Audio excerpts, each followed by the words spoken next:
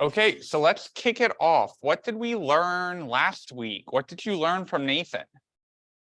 How to deploy. What did you guys learn about deploying? basically deploy your website on GitHub and how to sorry. And also how to make like how to commit things and yeah. So Git is definitely a tool that I wish I had learned in college. I kind of got into the workforce and they were like, here's Git. And I was like, what's Git? I get it. And that was a tool that I kind of had to learn the hard way, right? Of, hey, it's important to be able to collaborate with your code. It's important to be able to back up your code. Git is used, we'll use it in the classroom to back up our code and share our code, right, on our portfolio. But then there will also be a need to be able to collaborate in the workforce. What happens when you're both working on the same code at the same time? That's what Git is really helpful for, right? Of sharing that. And you know what? There's a reverb in the room because I think the microphone is on. Maybe not. Maybe I'm crazy. So that is what Git is helpful for, right? If collaborating on our code, being able to commit, pushing, pooling, Git will come back towards the end of the program when we get into branching and merging and rebasing and all of that kind of stuff of, hey, how do we use Git in a team environment and actually be able to work on different code without conflicting on each other. So we will be revisiting Git, but Git is a really important tool to stay up on while we're going through. Don't hesitate to commit your code, to create a new repository, to back everything up there, because it will be helpful when we get to the portfolio. Okay, I know I'm loud. There's got to be a microphone picking me up. Is that bothering you guys? There's like a little bit of reverb. Okay. Oh, okay. Maybe it's just me. Cool. What else did we learn last week? Terminal. Yeah, we're going to be getting into that tonight. We're going to be installing Node and a tool called Brew. But the terminal is one of those things that's like a little intimidating, a little scary to use for the first time. Beautiful. That saves me a step.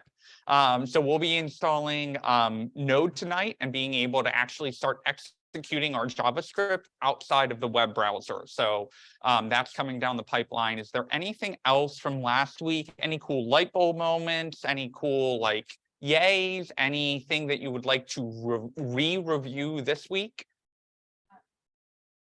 Also, we did make it our own domain, so we created our own web page, our portfolio or whatever we want to work on. Yep.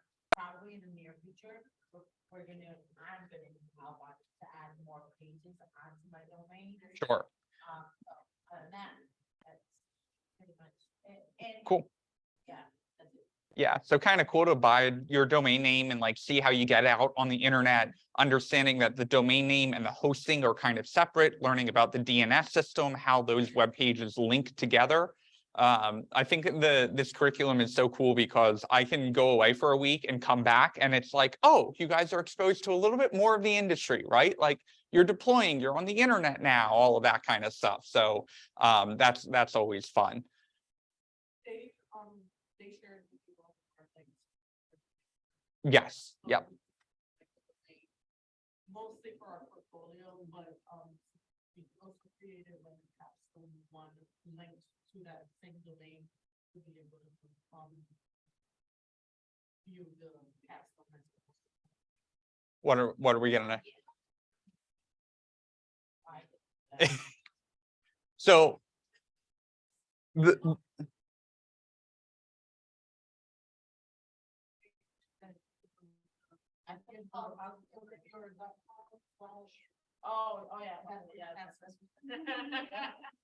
So the good news is last cohort, we got into a good rhythm of Nathan coming like earlier on, right, week 6, and then towards the end of the program, like week 22-ish, don't quote me on that.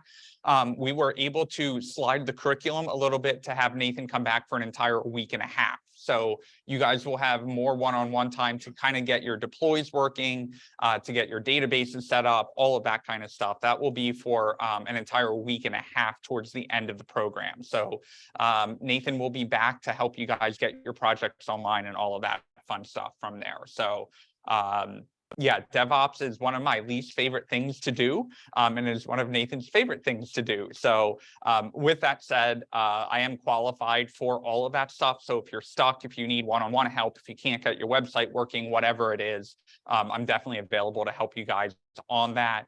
And Nathan doesn't go away. His Calendly is live.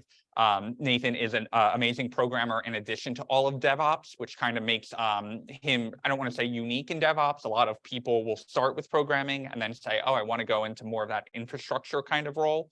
But Nathan is around. Now you've got another instructor. So if you need, if you've connected with Nathan, if you want additional one-on-ones with him, you can kind of schedule directly with him, and he is available as well. Okay. Yeah. How to deploy without using GitHub and AWS or anything. You have a 1-year subscription for free. Yes. Be able to deploy whatever website. Yes, absolutely. Yeah, so deploying on through Git is very common. It's even more common to send your code up to one of the 3 major cloud Git repositories, right? So GitHub, not the same thing. GitHub is a company built around Git itself, but Git is the open source technology, and then GitHub, Bitbucket, which is made by a company called Atlassian, and GitLab are the 3 biggest Git cloud providers. So when we think about Git, we can use Git without any cloud, right? It's not very common to do that, but we can use Git locally to track our code in our repositories and all of that stuff. But oftentimes we will use either GitHub, Bitbucket, or GitLab to upload our code or push our code up to that cloud, right? And that cloud in Git terminology is called remote, right? So whenever we do our Git remote config command, that's what we're setting up to push up to that cloud. So important to know the differences between Git and GitHub, because we'll be using GitHub throughout the whole class, but identifying that kind of the tools that we're using and all that terminology, that's all Git. And then GitHub is just the name of the company that's that remote cloud provider. And then you also use GitHub Pages, which is how you deploy, right? Which is awesome. Anything else from last week? Anything to touch on? Any light bulb moments? I got so excited. Thank you, Bill. What was that? And how to do it. It's a really cool feeling to like get that up, get that on the internet, get that public. One thing that I will remind everyone is GitHub Pages is a free hosting service. So oftentimes there's like a 15-minute delay between when you push and when it actually goes live on your website. And you're just sitting there like hitting the refresh button over and over. And you're like, why isn't this working? Everything was working. What did I break? You know, and oftentimes it's just a little bit of a delay. Did you guys touch on DNS propagation at all? So DNS propagation is literally, hey, it takes some time when you tell your domain registrar, like, hey, I own this domain name. This is where my hosting is set up. That takes time to roll out, right? That is called DNS propagation, and is the most heart-pounding moment in DevOps when you're like, I threw the switch. I think it's going to change. Internet takes a little while to get all of that working. So DNS propagation is definitely a real thing. Okay, so are we excited to dive into this week? JavaScript, baby. So this is tonight's outline. We are going to certainly dive into JavaScript, but I threw a whole bunch of stuff at you guys in Canvas and want to just do like a brief overview of all of that, just so you guys know what resources you have. So in tonight's outline, I really hope I made this public in Canvas. I'm pretty sure I did. Yes, week 7, day 1. So in week 7, day 1, we have links to the slides for tonight and data types. However, there is a lot more content lurking in Canvas. So there is a JS pre-reading. I realize that I only put this up today, so obviously not expecting you guys to have all of this read or really any of it read. So this is all optional. So Odin Project is a really great resource. It's kind of like Free Code Camp, except a little bit more text-based. Odin Project is kind of teaching our exact developer stack. So if you guys are latching onto this content and actually go up a little bit, there's a little bit about Flexbox and CSS and HTML up here. However, this is a really great resource for reading about the fundamentals and taking that hands-on project-based learning that we've been using throughout the curriculum. So if you're learning well from class, this is probably going to be the resource for you guys. There are exercises and projects in here. They are good practice, but they are not required to turn in. So all of this is optional reading, because what we heard from cohort 3 was more resources. Like, we get what we're doing in class, we just need more, right? And so Odin Project is a good place to read some of this stuff. All of these questions are things that we are going to dive into tonight. So it's about finding the right balance, because if you read too far ahead and you're like, I don't get this, and Max hasn't talked about any of it, don't be afraid to like pause reading on this and come back to it later. The other thing that you may find is that we get going in class and you're like, I'm not getting this concept, right? These additional resources are about finding the one that works best for you, because they are all slightly different in their approach. So something to keep in mind. Also on the pre-reading, this is a very cool PDF that kind of gives you a very visual learning way of breaking things down. Different colors, things are in bold, there are lots of arrows. If you are a visual learner, this is a 13-page PDF. If you find this really helpful as we start picking up speed, print it out, laminate it, do whatever you need to with this. This is a great visual reference for kind of breaking down what we'll be covering in class. If anyone doesn't have a printer and is going to be in person, let me know. I'm happy to print some of this stuff out for you. Just play around with it, right? There's going to be a lot of exploring. You may look at this and be like, this is visual overload for me. I don't get any of this. That's okay. There are a ton of different resources here. And I tried to annotate on this document, like, hey, if you're a visual learner and you learn from PDFs, you learn from printed paper, that's the one for you. Of course, W3 Schools has to get a mention. Everything that we are going to be covering in class is covered on the left-hand side here. So if you've been learning from W3 Schools on the HTML side, keep that learning going on JavaScript. W3 Schools never goes away and is a great reference for you. If you're looking at that left sidebar and you're like, Max, I don't know what any of those words mean, that's okay. We're going to be spending a lot more time in the first and second weeks towards the end of class defining our terms, right? There's a lot coming your way. This module is more important than any other to be on the lookout for terms. As they pop up, jot them down, open the notes app, right? Get them going. You don't need to define them, but at the end of class, we'll be spending more time capturing those terms. So at least you know where to look up in all of these reference terms as we start picking up speed. If it didn't feel like a boot camp yet, it's certainly going to feel like one after this, right? 12 hours of in-class time, 20 plus hours a week total, we tell you right at the beginning, right? So where are those extra 8 hours a week coming from? At least they're coming from spending time using all of these resources. There are a ton of resources here. You are not expected to use all of them on day one. I don't expect you to have all of them read. I would actually be concerned if you actually went through all of these resources and read all of them. Once you find one that works for you, one or two, stick with it, go back to it, reference it at the end of the night, and kind of just start circling things, being like, oh, we covered this on, week 7, day 1. Oh, this is where I got stuck a little bit. Let me go back and see if my resource has any other information on that. I'm going to keep going here. This is another cheat sheet from Code Academy. This is still visual, but it's more website based, right? So if you're someone who learns better from reading off the screen as opposed to that printed out PDF, this is a very nice organized way of going through and being exposed to these concepts.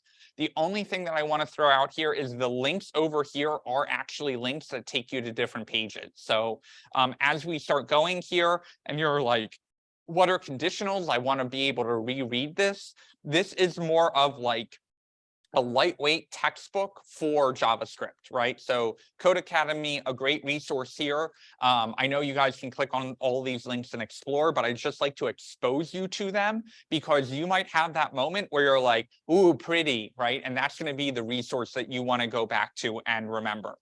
I have yet another cheat sheet on here. This is even more textbook-ish. So this is 29 pages, literally table of contents, and it starts breaking down everything in JavaScript. So this is the most textbook of all of them, as opposed to that other PDF, which is more like slide-based PDF, right? So depending on how you learn, this may be the right fit for you.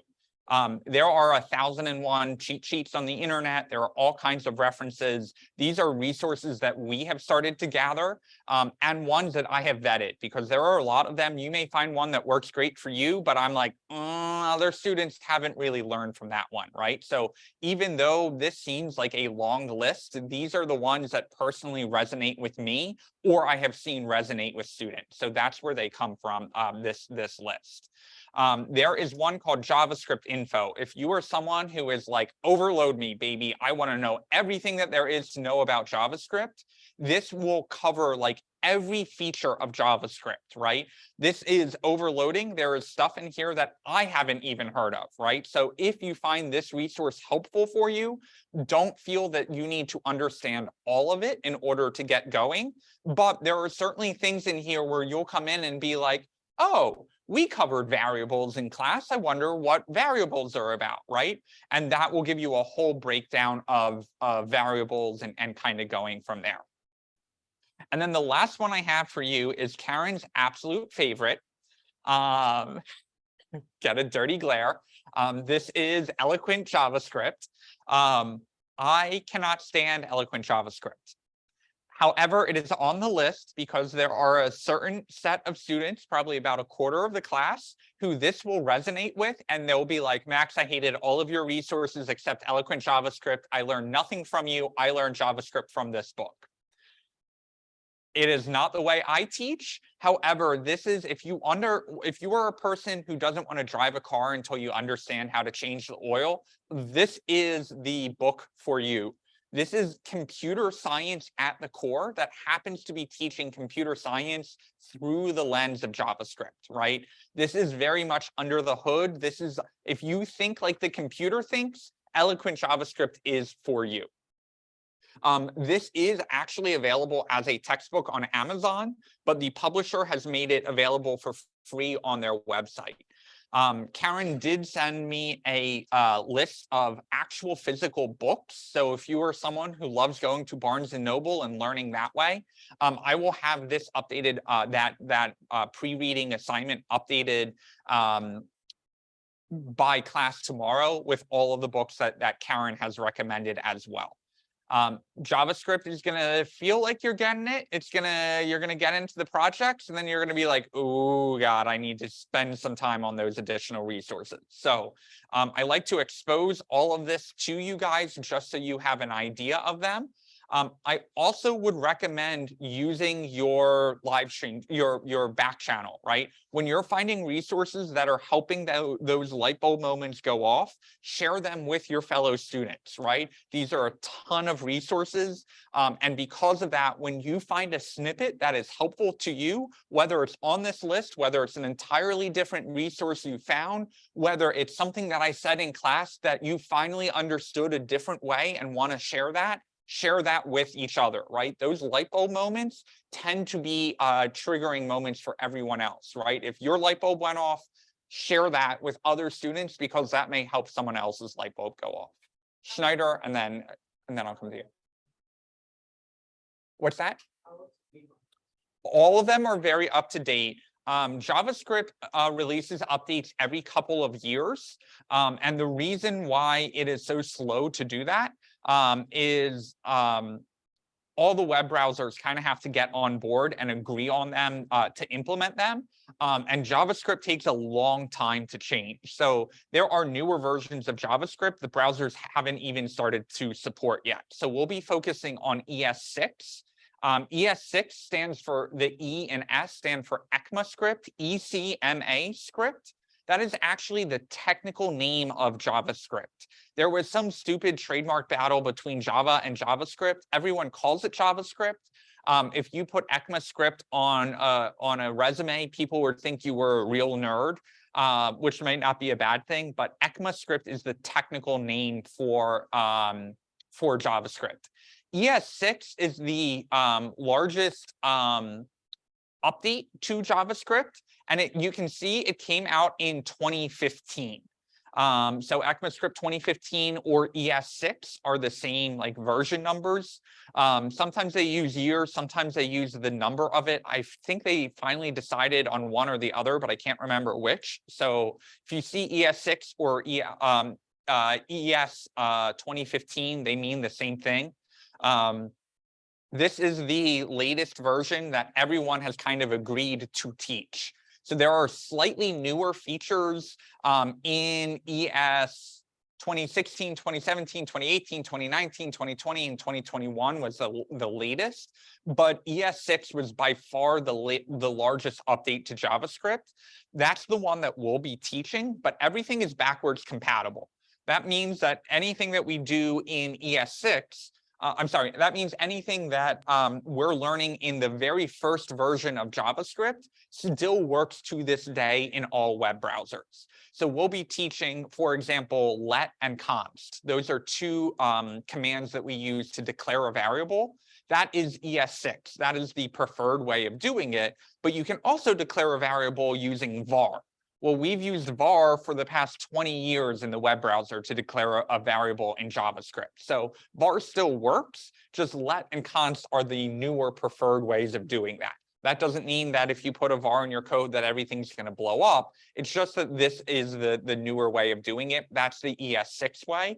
No real major updates since 2021. However, all of those resources are updated into at least ES6, which is considered modern JavaScript.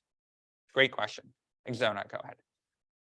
I don't know if they can hear me, but I did post on the student only page a video. Okay. It is 3 hours long, so you can divide it however you want throughout the week, or if you want to just watch it all in one sitting. And I also posted the free Code Academy YouTube channel because they have so much more information, especially for languages that we will be covering. Yes. So if you guys are like, once you watch that 3-hour video, if that is, you're like, I want everyone to see this, like Max should use this next year instead, put it in the general students channel instead of the back channel, just so I can see it. When we say back channel, it's literally like, I have no idea what's in there. So if you find resources where you're like, I got 10 light bulb moments out of this, like I'm finally getting it, definitely share that in the students channel, and I will update this pre-reading list to include that, right? Because like I don't have any videos in here, but I know there are great videos out there. What's that? Wes Bose is great. His classes, he has some free ones. Most of them are not, but beginner JavaScript is one of the free ones. If you're someone who is like, give me my ball and I'll go take it on a corner and work on my task, and then when I come back, I'll know everything. Wes Bose is a great resource for kind of going through. It's like Code Academy style, but more project oriented. Less, he teaches a lot like I do. In fact, I've modeled a lot of the curriculum and my teaching style off him. He's a great one where if you're like, I just want to spend $40, I want a course, and I'm going to just go out and learn all of it. Wes Bose is amazing. His courses are a little pricey, but you can find discount codes all the time. And I know he runs a huge Black Friday sale.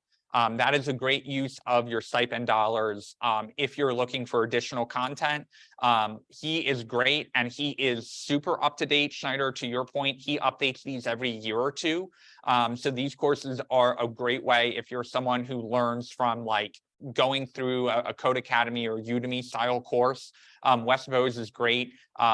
Be on the lookout for Black Friday deals on his website. He's got a newsletter and you can normally find some discount codes hanging around his site or on his Twitter that get you a good discount on it. Beginner JavaScript is certainly the course that I would recommend. It is a paid one. I was just going to see. So you're going to see a lot of these words, these vocab words are going to start appearing in all of these different resources. Trying to see. He's got his starter course for $82. But I'm pretty sure there's a student discount. Yep, there's a student discount. If you scroll down almost to the bottom of his site, there's a fill out this form. And as soon as you fill it out, you can literally just say, like, for proof of being a student, you can be like enrolled at careersincode.org kind of thing. And I'm pretty sure this form like immediately emails you a coupon code within like seconds. It's like an automatic thing, and it gets you it gets you some discount. So it's worth doing that.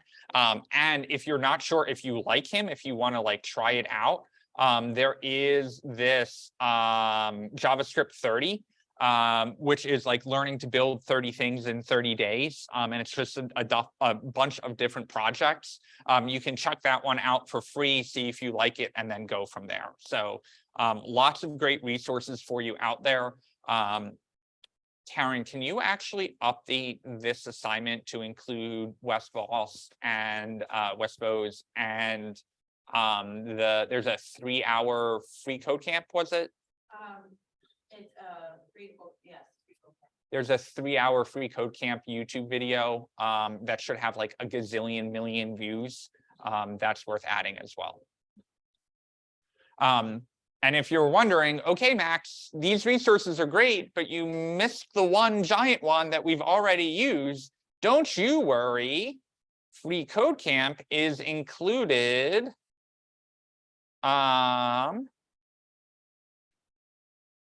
in the week 7 homework.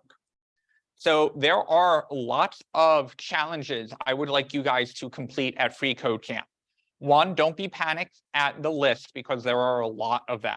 Two things on that. One, a lot of those challenges will go very quickly, right? It's going to be a quick little, oh, I write one line of code, I hit next, I'm on to the next one, 2 or 3 minutes on each one.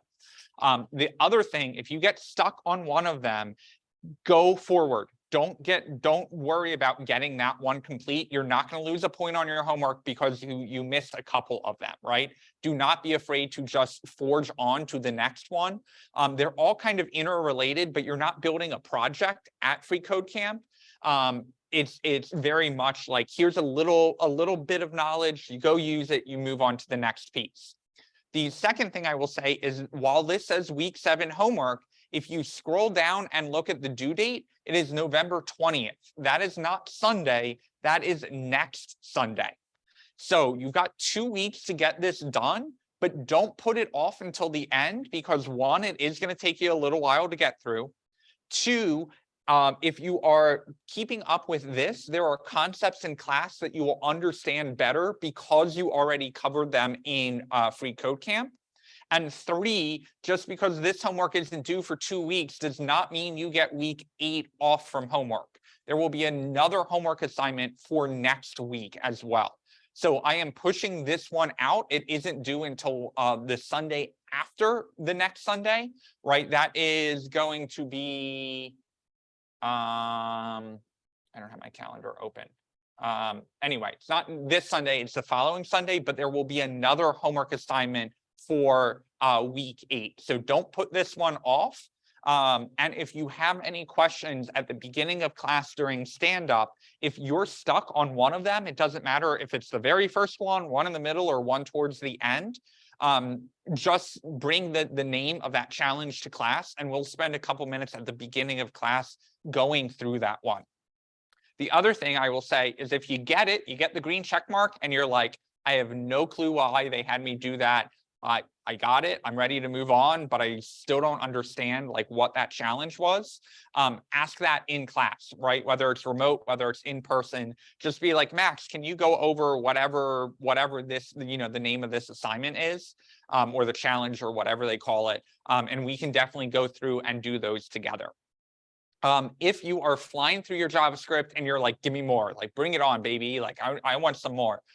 These are 3 good sections for practice.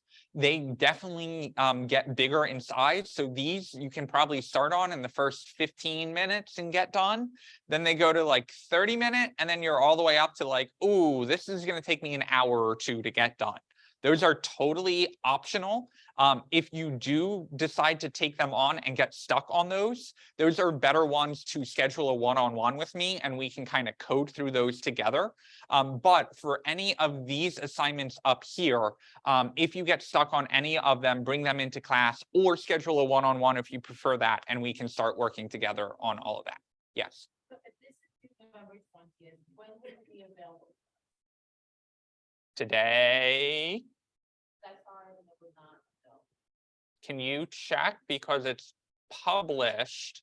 There is no submit on it, but it should definitely show up as week 7 homework. It was blank. It really didn't have anything, but I'll check again. Okay. Yeah, it was right before you came in, it was blank. Might have just been like the Lemoyne internet glitching maybe, or some weird refresh. Because I put that up at like 2 o'clock today. Yeah, so there's a lot there. You do have 2 weeks. My biggest piece of advice, do not put that off. And one other quick note on that, I haven't quite figured out how you're going to submit them yet, because the page is so long that you can't just like screenshot the section of it, because there's so many challenges in there. So I am working on a free code camp solution so that like you guys can just submit your username, and then I can see everything that you've done on free code camp already. But before you get started on that homework assignment, make sure you've created an account, whether that's a Google, you can sign in with Google, you can sign in with GitHub, or you can create your own free account there. Free code camp does not cost anything. You do not have to pay for anything. Create your account, because that's what will save all of your progress as you're working on them. And when you start diving in, and you're not going to be able to accomplish that all in one sitting, I would be curled up in a ball crying to myself if I did all of that in one sitting. So I don't think I would even be able to do that. So don't have to get them all done all at once. Just remember, when you come back, make sure you're signed in, because otherwise it won't be tracking your progress. And I don't want any sob stories coming to me like, Max, I did 20 of them and they're all gone. Make sure you're signed in, and it should track all of your progress for you.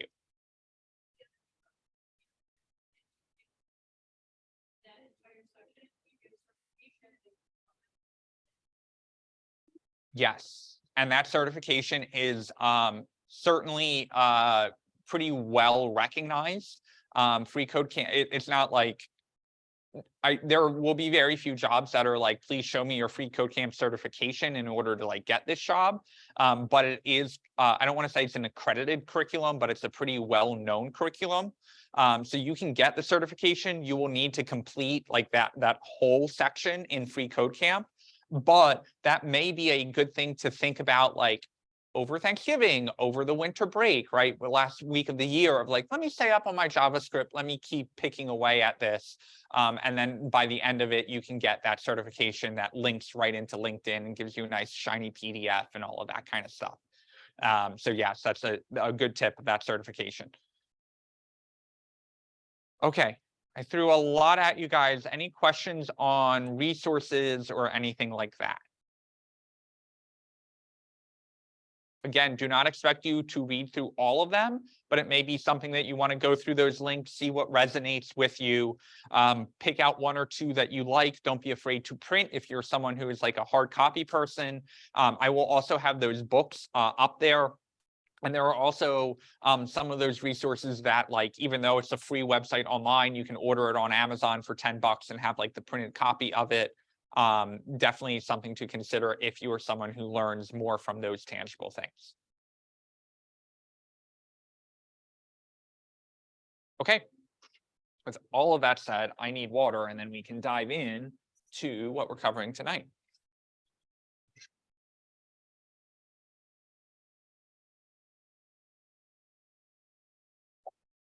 Glad it's finally cooling off in here a little bit. Maybe it was just the hustle and bustle of running in, but it was a gazillion degrees. Okay. We're all. Okay. Good. Glad I'm not going crazy. Okay. So we are going to jump right into this. Believe it or not, for once I do have slides prepared, because this is a very visual thing. So, intro to JavaScript. JavaScript is a different kind of language, right? So we have started with HTML. HTML is what they consider a markup language, right? Hey, we've got our content, we've got the words that we know we want to show up. Let's mark it up in a way that we can style it, target it, and get it structured the way we want. CSS is a style sheet language, right? Cascading style sheets. The programming purists will tell you that HTML and CSS are not programming languages. I call bullshit on that. I think if you are telling the computer what to do, you are programming. But they say, hey, a real programming language is one that is either compiled, which JavaScript is not. Compiling is the process of taking your code and converting it into machine code. JavaScript is actually a scripting programming language that was built to run in the browser. JavaScript, believe it or not, was built in 2 weeks. The entire programming language was built in 2 weeks. One of the founders of Firefox, going all the way back to the Netscape days, HTML and CSS were working, and the guy was like, I need my page to be interactive. I want to be able to, hover over this thing and have it do something, or I want to be able to click on this and have it do something else. And he was on a 2-week crunch because a major update of Netscape was coming out. And so he created this entire language and made it available to all the other web browsers to implement, and said, hey, here's a programming language. We've got HTML. We got all of that working. We need it to be interactive. And there was JavaScript. Brendan Ehrlich, I believe, was the name of the guy who built all of it. Java and JavaScript, not the same language. If you say that you know Java and you go into an interview and you start writing JavaScript, you will be laughed right out of the room. They can be used to create similar outputs server side, but Java does not run in the browser. JavaScript does. We will not be learning Java. There are some local employers that use it. Oh, okay. I thought that was for me. I'm like, are we in the Matrix?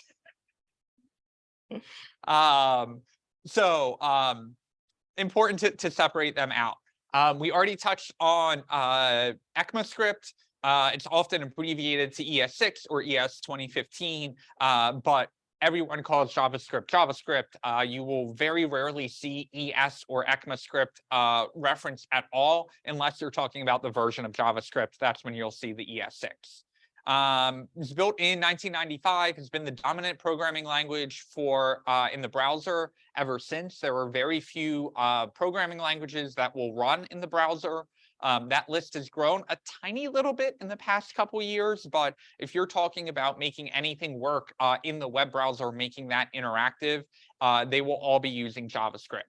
There have been a couple frameworks over the past couple years. jQuery was the dominant one that is finally dying very slowly, but dying off. There are 2 other very popular JavaScript frameworks that are used in the browser. One is called Angular, which is made by Google. The other one is called React, which was made by Facebook initially. It has since been largely open sourced. It is maintained by Meta or Facebook, depending on what company you want to look at. React is the framework that we will be learning. The There are a couple other ones out there like Vue.js, which is a competitor to Angular and React. But the point that I'm trying to make is they are all built in JavaScript, right? They are all built on top of JavaScript and make JavaScript easier to use. We will not be getting into React at all for the first couple weeks of JavaScript. I think React, we have 1 week before winter break, and then we come back to it. So kind of roadmap coming up. We're going to spend a couple weeks in JavaScript.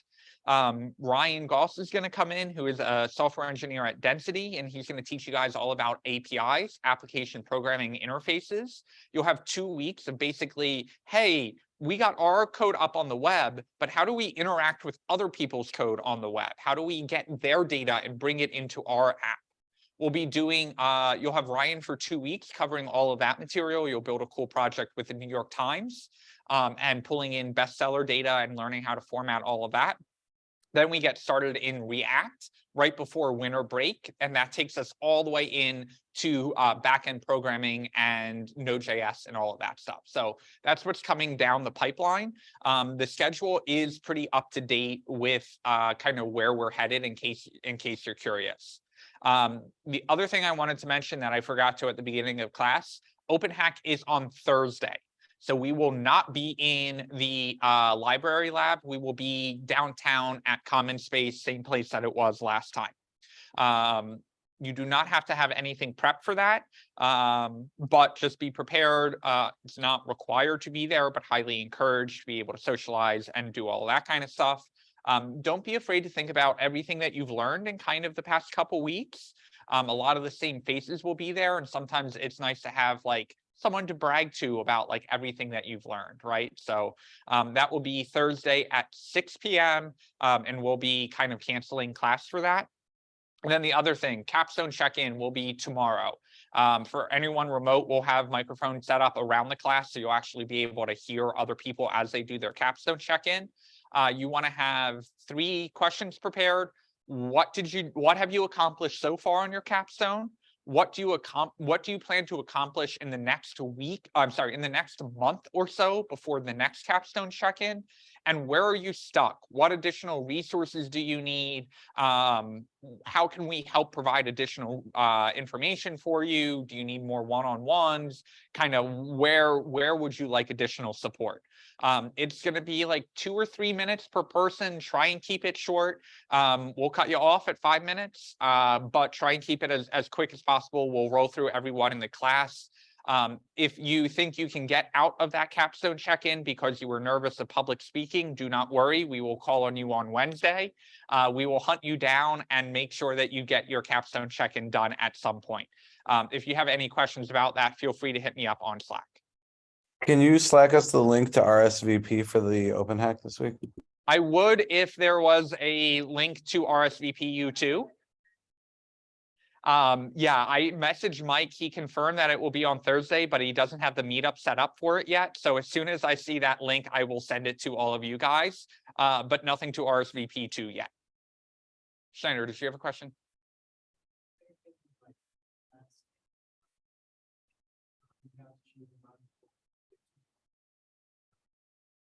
So week 10 or 11, I think 11 is our next capstone check-in. That would be kind of your last safe place to change your capstone idea. For everyone remote, Shiner's question was, when's the last like time you can change your mind about your capstone and be like, never mind, I want to work on a different project instead. It's a good thing Ariel isn't on the call, because Ariel changed her mind on, I think, week 20. And that was quite intense for her to be able to complete her whole capstone. She did. She walked across the stage at graduation. She made it.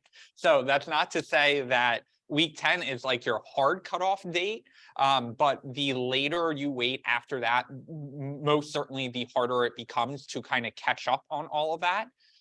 So I would say week 10 or 11 is definitely your last recommended time to change your project idea. But again, that's not a hard date. It's not like week 12 is going to roll around and we're going to like boot you out of class if you change your idea. It is possible to pull it off. It is possible to pull off an entire capstone in 48 hours if you don't sleep. I do not recommend that. That is not a good idea. But it is theoretically possible, not encouraging it, just saying that it is out there. Oh, thank you, Alba, for posting that. I will share that with the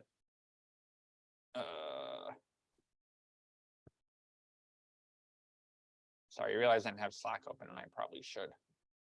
While you do that, I do have a question. Shoot. You said we should be thinking about 3 questions when it comes to our capstone check-in tomorrow. Yes. Like, what do we plan to do for the next month? Is one of them, what were the other 2 things? Thank you. It's what did you accomplish so far? Kind of do a status update, kind of brag where you're at. What are you focused on next? What do you hope to have done in the next couple weeks? And then where are you stuck? What additional resources do you have? The answer may be you're not, and you're just cruising along. But it's kind of just like our stand up at the beginning of class, right? What did we learn yesterday? What are we learning today?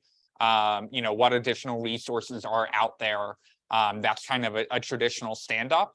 And that's something that you'll also see in the workforce, as most teams will do a daily or at least a weekly stand up to kind of just report out how progress is going. And so we'll be doing that every like 6-ish weeks or so, basically at the end of every module. So your rough goal should be, hey, I want to have some HTML coded out. I want to take my wireframes and start applying them to my capstone. The capstone requirement doc should be linked somewhere. We should probably, Karen, can you find the capstone requirement doc and link it in the general resources up here? That has some objectives broken out of like where you should be at the different check-in dates. That we'll make sure to link that in Canvas so you can get back that document, and that will have some good goals for you of figuring out what's next.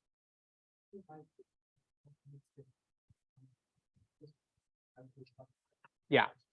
Yep. So anything that feels like anything that makes your website interactive, anything that saves data is going to make it a web app. So whether that's the ability to create an account, whether that's the ability to add some comments, whether that's the ability as an administrator to update content on your site, whether that is some data that you're pulling in from a third-party source. Those are kind of the most common ones. Kind of thinking about it as, oh, I can make a content management system where I can sign in and like add something new to my site and have it show up for everyone. That tends to be the most common way to make your app full stack. But it really just depends on the nature of your app. So anything that involves a database is what's going to make it full stack. And you can kind of go from there.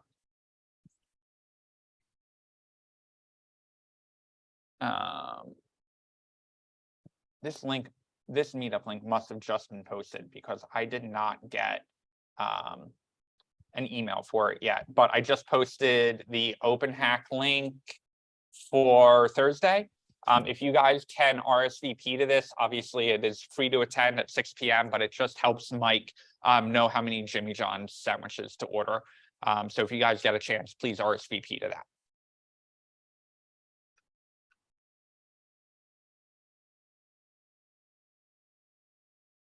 Okay, we good? Okay, jumping back into my slides here. So I like to start identifying kind of a terms list right at the beginning, right? So 3 terms right out of the gate that we should touch on. Node is a JavaScript node or Node.js. You'll see both of them, they mean the same exact thing. Node is a JavaScript runtime environment, usually used to build server-side apps. We'll be using it as kind of a lower barrier of entry to get our JavaScript running for the first time. So the vast majority of JavaScript runs in the web browser. We're going to actually install Node and start running our JavaScript outside of the browser in Node instead, because it's a little bit easier to understand, hey, I wrote this line of code and it outputted this. We are also going to be using NPM or Node Package Manager. Node Package Manager is a way to manage your packages, right? Think plugins or extensions that are pre-built JavaScript code. So some code that someone else has written that we can use in our own code. And then finally, we're going to be using Brew, right? Brew is similar to NPM, but it's a way that developers can install tools for onto their own Mac. So instead of having to download Chrome and add it to our applications folder and all of that stuff, Brew is a way that we can install applications that we're going to use for development. So we will install Node through Brew. So we're going to dive in. I hope all of you guys have Brew installed. In order to get started, we are going to open the terminal. So you can go to your applications folder and down to utilities, but a shortcut for that is if you hit Command space, you can type in the word terminal and hit enter, and that's going to pop up for you right away. Do not worry about what you see here. That's going to be the name of your laptop and your username. Sometimes that's impacted by the network you're on. It doesn't really matter what you see, but this is our terminal, right? Hopefully you guys have seen this from Git. What we are going to do is if we type in brew and then a dash and then the letter V and hit enter, that should tell us, hey, Homebrew is installed at 2.5.0. You may have a slightly newer version. That's okay. I'm going to pause there, make sure, did you guys get the Brew version or did you get Brew not installed?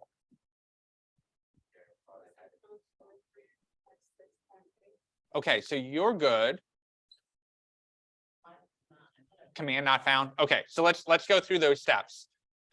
If you, it showed me a version, but it doesn't show me all of this stuff, that's fine. Yeah.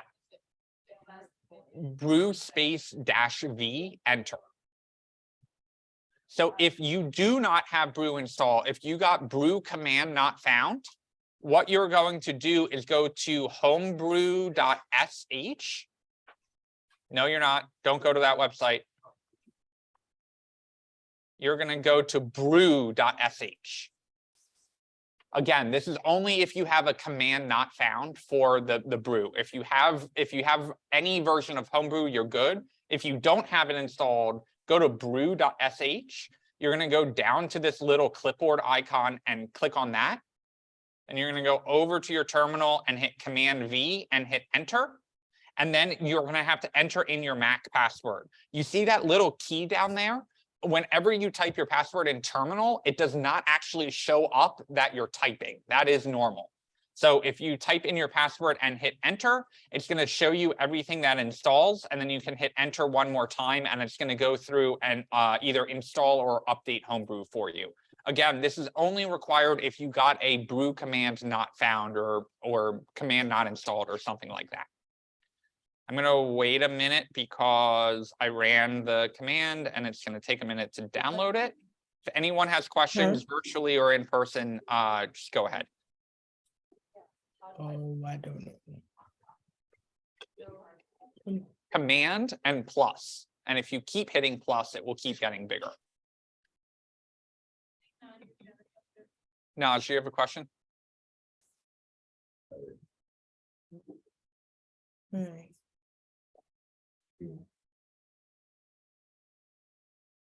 You were unmuted. We heard you.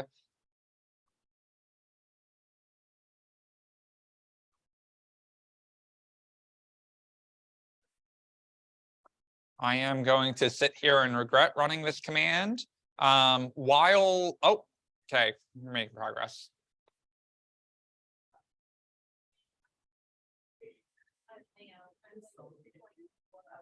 Oh, I was on 2.5 and someone else is on 3.4. I'm like, ooh, I better update that. Oh. All right, while it's doing this, I'm just going to open a new terminal window because I want to show you guys the next steps. What you are going to do is you are going to type in brew with a space between words here, and you are going to brew install node.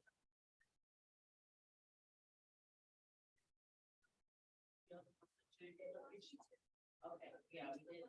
If you already have node installed and you rerun this command, it won't like hurt anything. It will just update node to the latest version. And if you already have it, it will tell you brew already installed. So you're going to do brew install node. Remember, you always have to hit enter to execute your command in the terminal. And that should give you some content about installing node and giving it a couple minutes, or it will already say brew installed. Oh my God, my homebrew was so out of date.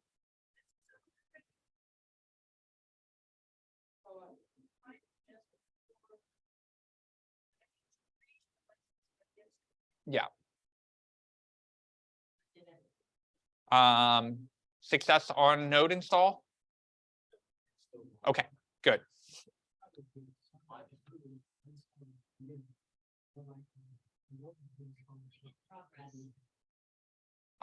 If you already had node installed, it will probably update your node when you update homebrew. So that may be why the two are crossed.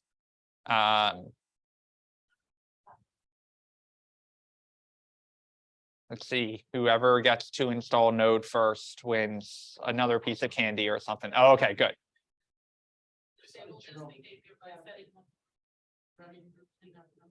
Okay, yeah, you can ignore that. Once you get brew or node installed, you should be good to go.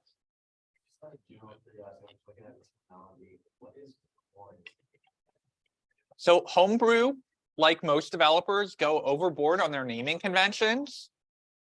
So there are casks, and you tap a cask, and the cask is what holds like all the packages. And then when you tap it, you get access to it. And then when you pour it, there's something else for it. And then there's when you update it, everything that you have access to is called a formula. So they just go like way overboard on that theming convention. Yeah. Exactly. And so like you guys probably saw all of this on your screen as well, but these are all of what we call dependencies. Basically, these are all of the things that are required to make Node itself work under the hood. So open source software, I say you stand on the shoulders of giants, right? You are using other developers' code to make your code work. And that is the nature of open source software, is that because other people have access to your code, you are able to use it as well. And I'm all the way back on Node 14 or 16 here. I think Node 18 is the latest version, but there won't be any features between 14, 16, and 18 that we will need.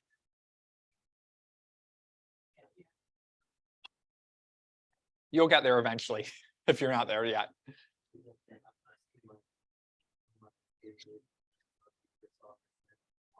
Yep.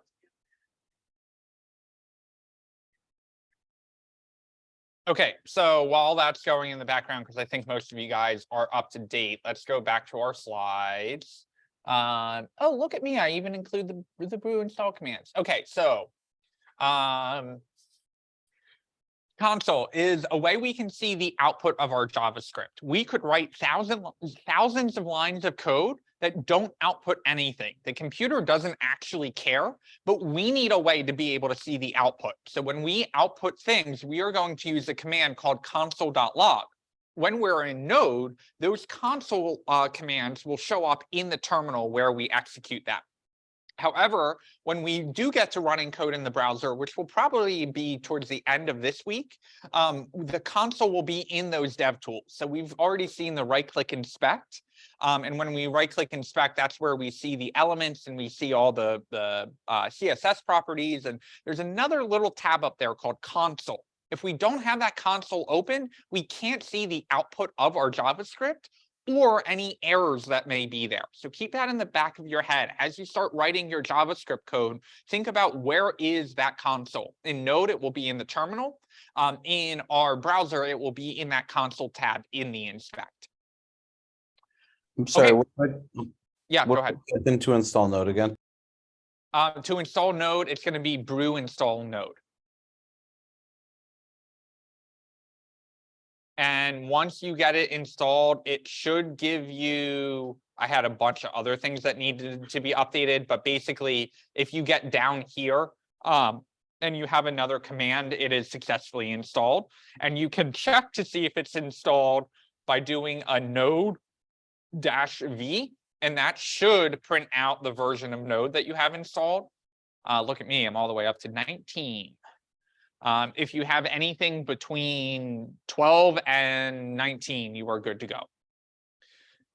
Okay, so before we go on break, we are going to create our first lines of JavaScript. So if you guys want to, oh, going too far. If you guys want to have these slides open kind of on the background, this is the step-by-step breakdown that we're about to go through. So I'm going to go to my desktop. I am going to go to my code, and I'm going to create a new folder called week 7. Inside my week 7, I'm going to create a new folder called day 1. And I'm going to take my day 1 and drag it down to my VS Code. From there, I am going to create a new file, not a new folder, a new file called playground.js. And you notice we had a little JS over here. That's VS Code helping us out, telling us, hey, we recognize what a JS file is.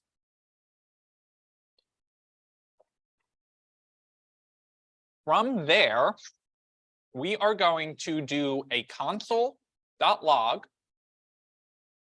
And this is different terminology here, right? So we're going to put literally the word console, and this syntax, this is new, or will be exposed to you over time. So console, a period, then the word log with no spaces between it. Then we're going to use our parentheses, that's Shift 9, and then VS Code will automatically put in that closing parenthesis for us. Then we are going to put in quotes and say, hello, world. Max, I'm having a problem with mine. It says your code Go ahead, share your installation- screen. Oh, sorry. Share. Once you open it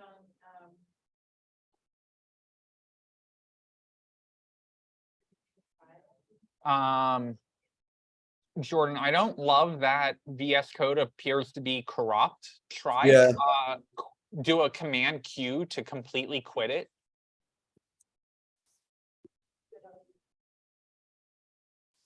And then try reopening it and seeing if you get that same message.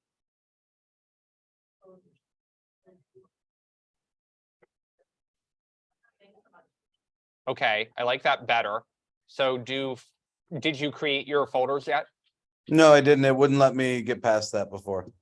You should be good to go now. If you get that error message again, schedule a one-on-one with me, or just reinstall VS Code.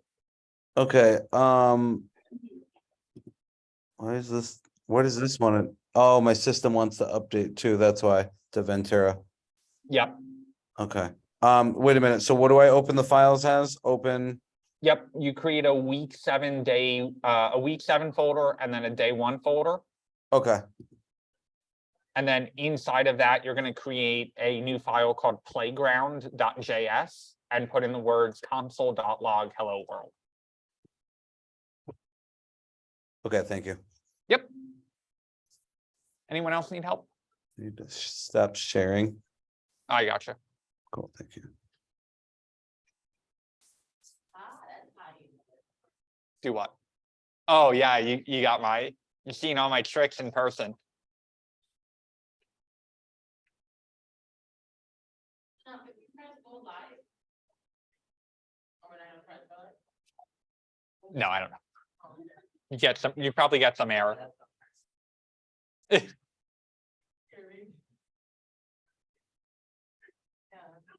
Yeah, the other thing that you guys don't see in Zoom is, you know how you have like 3 or 4 icons at the bottom? I've got like all of those. And so when you're like, oh, share your screen, I'm like, oh, where's the green button? Yeah, my screen has like 4 people. Yeah, yeah.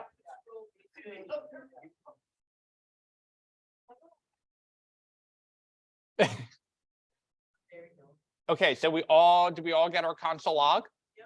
Now, what we could do is we could play around in the terminal and do those CD commands that we've been doing to navigate around our folders.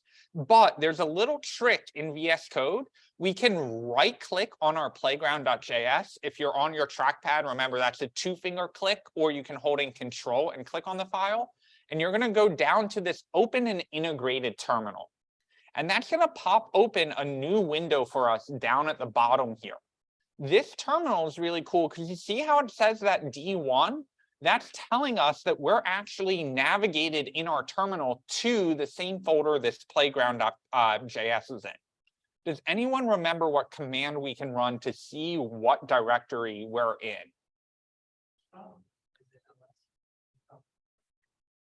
CPU. PWD, print working directory. LS is for list, LIST. LS is the shorthand for list out all the files in this. But if you print PWD, it's going to show you that this terminal is opened in the working directory, print working directory, PWD, in week 7, day 1. So now we can actually tell Node we would like it to execute our JavaScript. Go ahead and run the code.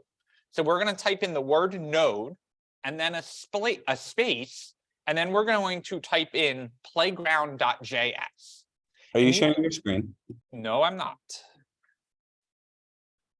Now I am. So for everyone remote, sorry guys, right click, open an integrated terminal. That pops open this window down here. If you type in PWD and enter, it will show you that we're actually in the right folder already. And then down here, you're going to type in node, a space, and then playground.js and hit enter. You can also use your autocomplete there. So if you type in PL and hit tab, it will automatically drop in that file name for you. We're going to hit enter, and we get our first hello world. It's our first JavaScript.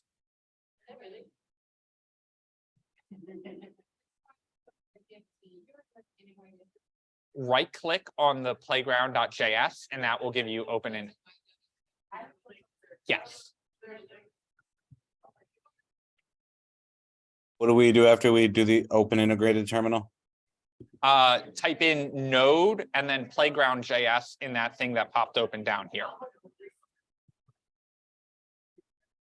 Bobby, go ahead.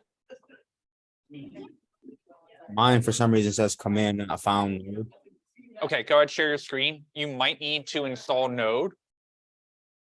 Got it. There we go.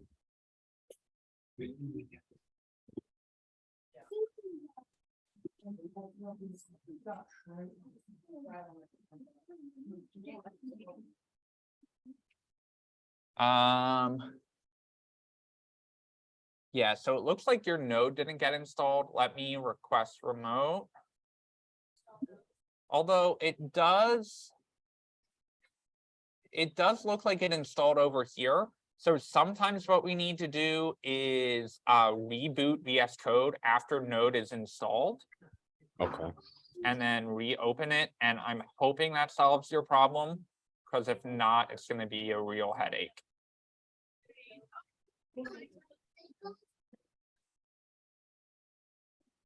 Yeah.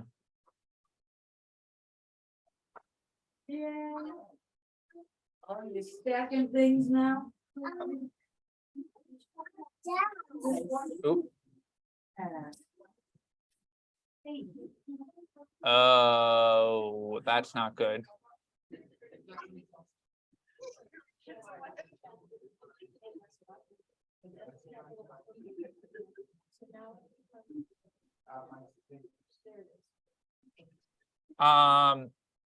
Is it possible that your VS Code isn't in your applications folder?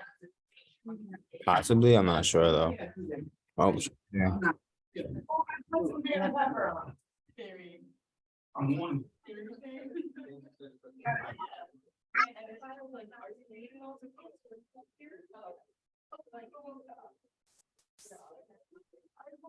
All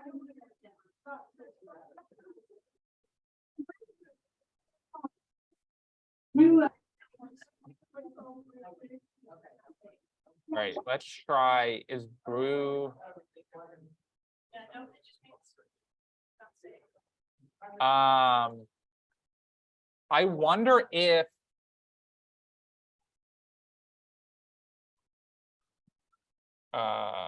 users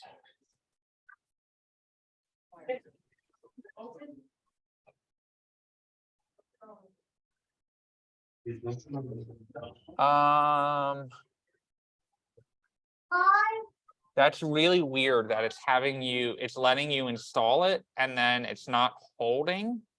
Go ahead and type in your password there.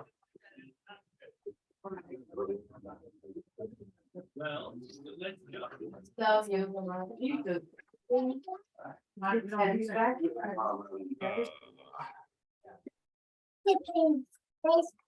me just do these so it holds.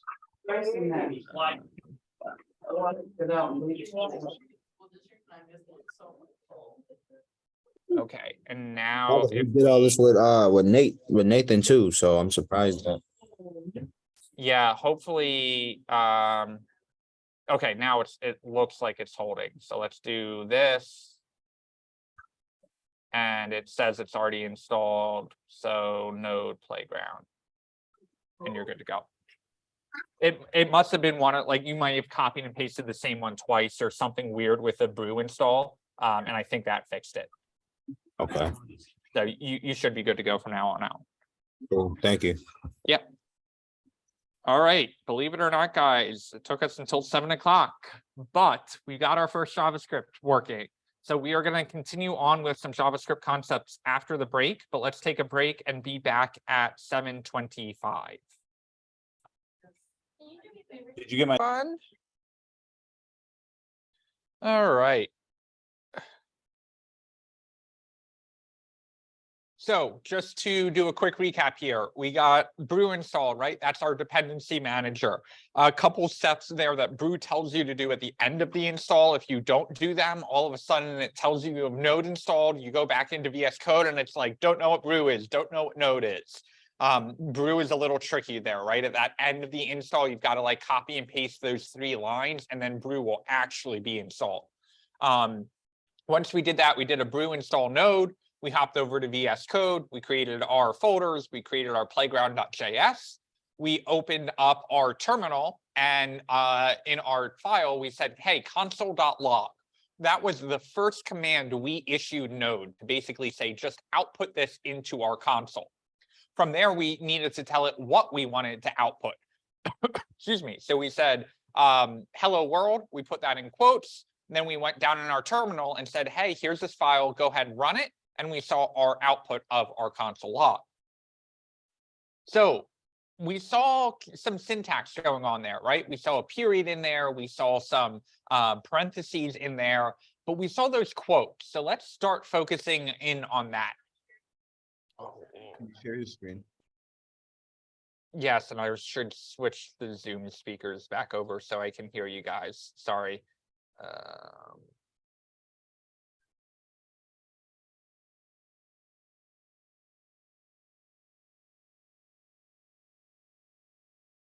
Okay, so we typed in hello world, but we put them in quotes. That's because there are a couple different data types in JavaScript.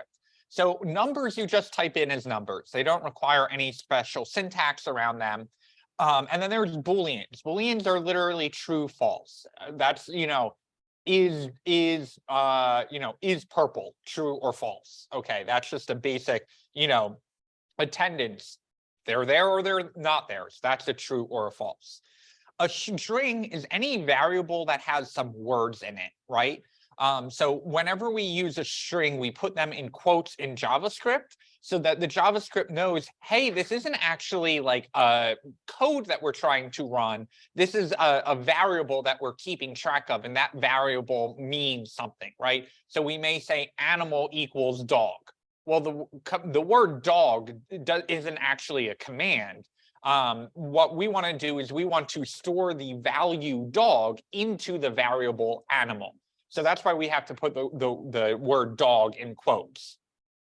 Null and undefined are kind of trickier things. It's basically whenever we make a variable and don't set it to a value, that's when it becomes undefined. So think of null and undefined as like a variable that exists but hasn't been set to anything yet. So it's just a non-existent value set to that. Objects are what we will be using the most of in our JavaScript as we get more advanced. Objects are always breaking down into key value pairs. So the key of an object is always going to be a string. For example, we may say make Toyota, right? The Toyota is going to be a string on the value side of things, and we're gonna play around with all of these, just exposing you to all the different options. And objects can have multiple key value pairs in them. So you may say make Toyota model RAV4, right? The value can be any data type in JavaScript, so it doesn't have to be a string. You could say, you know, 4-door as the key, and then true and false as the value if you wanted to. And then finally, an array is a list of values. And an array, just like an object, can use any different data type in there. So we can say 5, 10, cat, dog, whatever it is. An array can hold any type of data. These are the data types of JavaScript in particular. However, the vast majority of all programming languages will have a data type that is similar to this. They may not be called the same exact thing, but that is those data types translate to other programming languages. So what we call an object in JavaScript is called an object in Java, but it is called a dictionary in Python. Well, why is it called a dictionary? Well, a dictionary has the key and then has the definition of the key, right? So Python, for whatever reason, calls them dictionaries instead of objects. So these data types are translatable, and most programming languages have all of these, but just something to keep in the back of your head. Okay, so how does this actually work? So let's switch over to our code here before we actually go through that slide. So right under my console log, I'm going to do a console.log, and I'm going to do 5 plus 10, or whatever 2 numbers you want.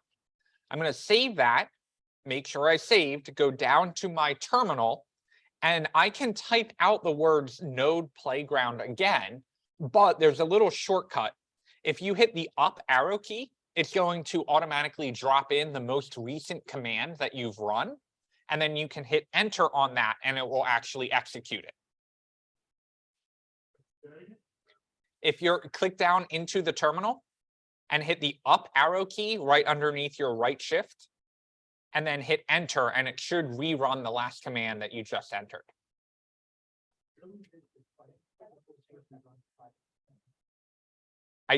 The parentheses. So let me switch back to the slides to answer that. So the data type that we're using here is a number, right? Whenever we use numbers, we don't use our quotes. And what's happening here is the computer is saying, oh, that is an expression. I need to combine the 5 and the 10 before I can figure out what to log. So under the hood, it's kind of like PEMDAS, right? Parentheses, exponents, multiply, divide, add, subtract. The computer is going through here and it's like, I've got to add these 2 things together first. So under the hood, the computer adds them together and realizes that it's a 15.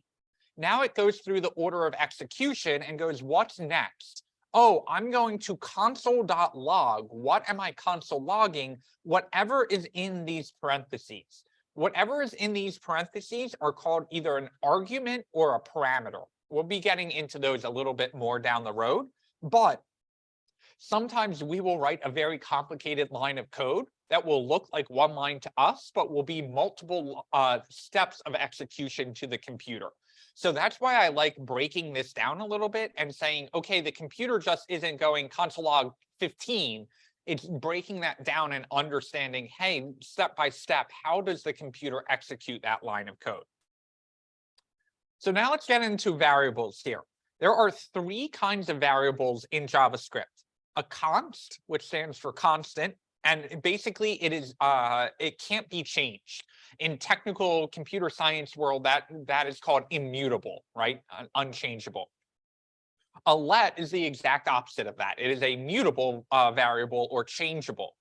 It starts out as undefined unless we set it equal to something. And then finally, we have var. It's similar to let. However, you really shouldn't be using that in any new code, right? That is considered almost legacy in JavaScript now. And it has slight differences between var and let that we don't really need to get into. But const and let are the two things that whenever you declare a variable, you should be thinking, hey, is this something that's going to change? Or is this something that once I set it, it set that and I can run with it? So just like, well, let's write some of this code and then we can talk about it. So I can come down here and I can say const, and then I'm going to put a space and I'm going to name my variable whatever I want. So I'm going to call it num1. Variables in JavaScript, I believe, always have to start with a letter. Don't quote me on that. But for the most part, we can call variables whatever we want. Yeah.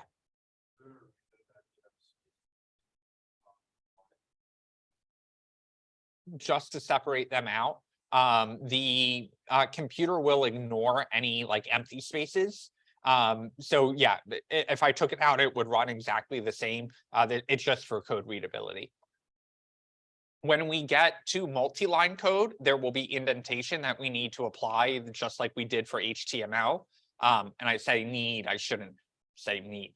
The computer doesn't need the indentation. However, there are indentation style guides for JavaScript that when we get to that, I'll touch on it. So we're going to say const num1, and because it's a const, because we're not changing it later, we need to tell it what num1 is equal to. So I'll say 3, and I put a semicolon at the end of every line. That is not a requirement of JavaScript anymore, and it is a raging debate in the JavaScript community whether you should use semicolons or not. To me, I find them helpful because they're showing you what the end of that execution is going to be. So I will use semicolons at the end of lines. However, hotly debated whether or not you really need them or not. So I'm going to do another one. I'm going to say const num2 equals 4. And then I'm going to do my console log num1 plus num2. So I'm going to hit up, enter in my terminal, and I get 7 out here. Okay, well, how's that working? We defined our code, and when we got to the num1 and the num2, it said, what is the value of num1 and num2? In this situation, it's 1 and 2. So when the computer executes that, it's automatically dropping in our 1 and 2 values for us. Then it's saying 1 plus 2 is 3. And then it's running that console log, right? So even though we wrote those 3 lines of code, it's going through and breaking that down in the runtime engine to kind of combine them out. We can combine data types.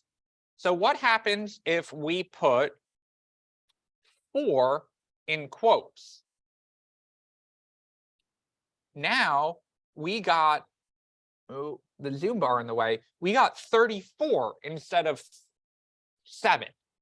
Well, what happened here is because this is a string, instead of adding those two numbers together, it knew num2 was a data type of a string of a word because of these quotes here.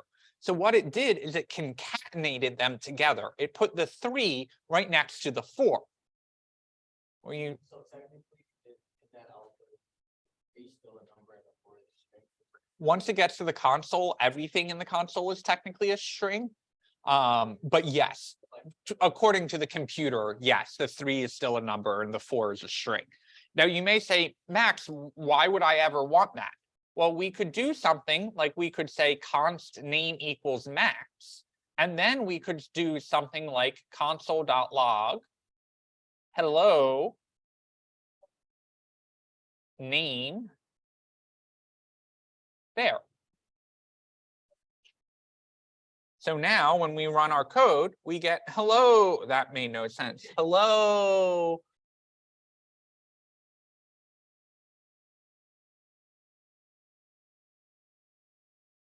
Let's try that. That might make more sense. Hello there, Max. So we can concatenate multiple things here.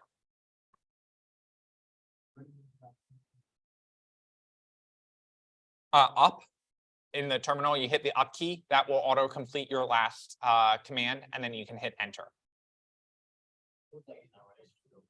Yes. Yeah. Go back 1 second.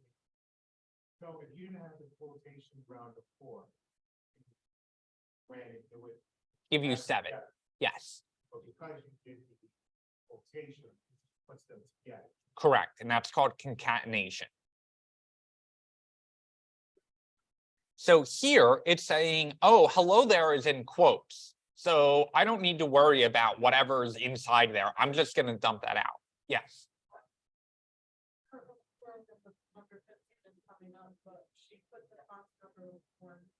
Did you save the file before you ran it?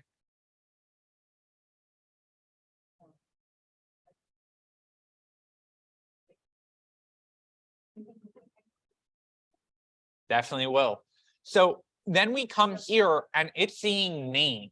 And it's like, well, what is name there? Well, name is a variable that we defined up here. So because it's not in quotes, it knows to take whatever the value is right here and dump it into name here. Then it's hitting these pluses and concatenating them together. And finally, it's getting our console log here and dumping that out down here.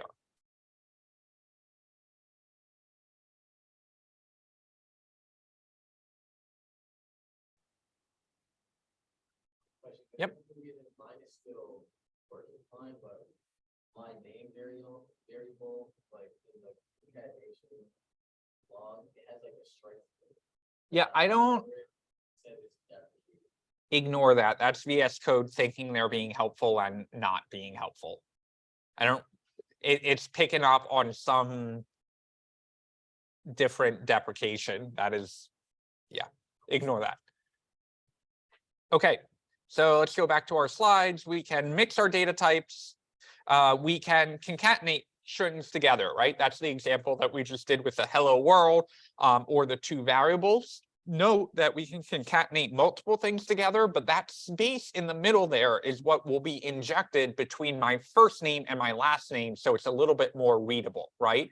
So those aren't just 2 quotes. Those are 2 quotes with a space between the quotes. And that's how we're getting that space in there.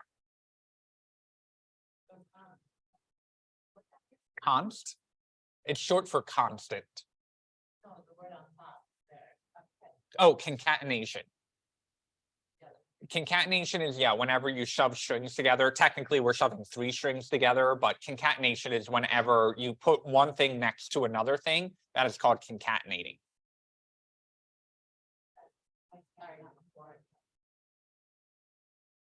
Okay, so strings also have some properties with that.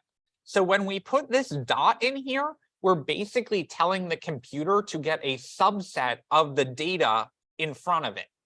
So in here, we said log. What are we logging? Well, that comes from part of the console command. There are actually other commands that come from the console other than log. But we're going to focus on a property here called .length, right? And so what we can do is actually take our first name and our last name and get the length of both of that. In other words, how many characters are in that? So let's try and write that code. Let me see if I could. I think it's going to be really tiny for you guys. Can I? No, it's not even worth it. I'll just have the code up here. So what I can do is I can edit my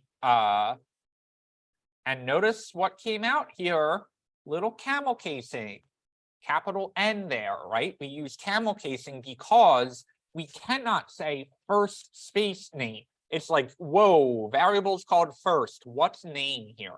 So we can't use a space in our variable name. We got to have them together, which is why we capitalize that N there. So we're going to say const last name.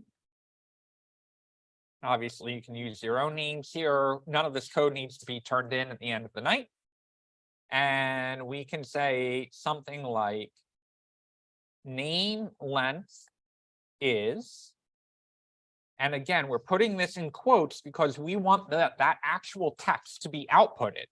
But now we are going to concatenate the length number by getting the first name length and adding the last name length. Because these two data types are the same, because they are both numbers, it will add those together for us and give me my name length of 38. Well, that's not right. It's screwing up because it's 8 and 3. Well, because this was a string, we confused it. So it said, oh, we're using string concatenation. We'll keep going with that string concatenation. So just like PEMDAS in math, we can actually put in additional parentheses here to say, hey, add the first name length and the last name length together.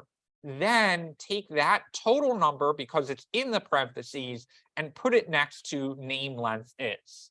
So when we run that, we get name length is 11. I'm going to pause there because there's a new syntax, right? Always takes a minute to get used to typing. You'll be amazed at how much further you get in the first couple weeks of getting used to this syntax.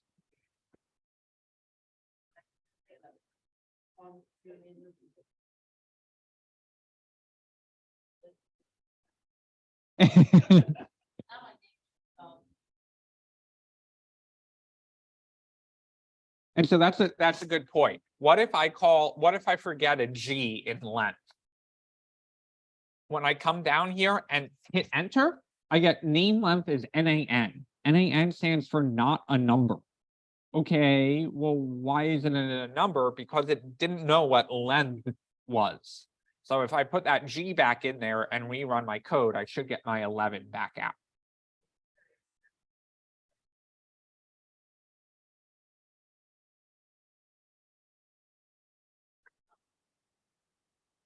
Anyone need help? Understanding what the computer's seeing, how we're working through it? Okay. Yeah. I'm not getting. Take a look.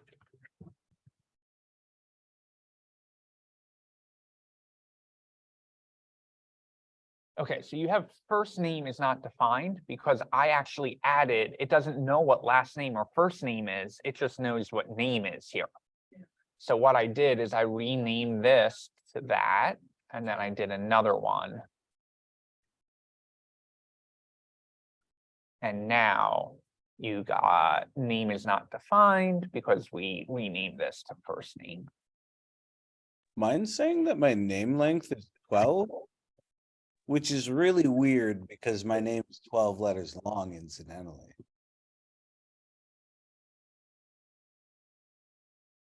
What's that? Nothing. I think I got it. I said it says my name length is 12, and I said, which oddly enough is my name length. Yeah. Bobby, what's up? I thought it was. Mine is saying name length is Bobby 6. Then it says there's like an error in Playground JS. Go ahead, share your screen. Let's take a look.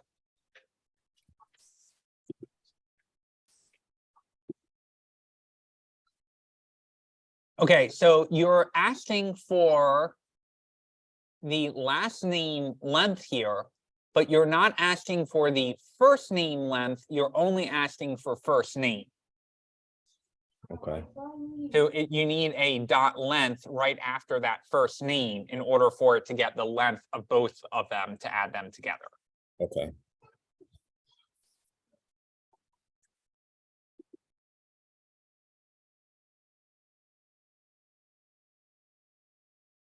And don't forget to save. Oh, you got autosave on, you're good. So just up enter there. And you're good to go.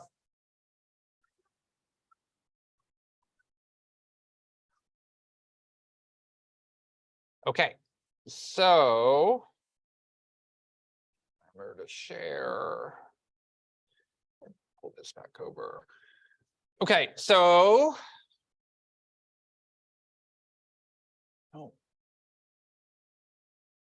so we can also play around with our objects.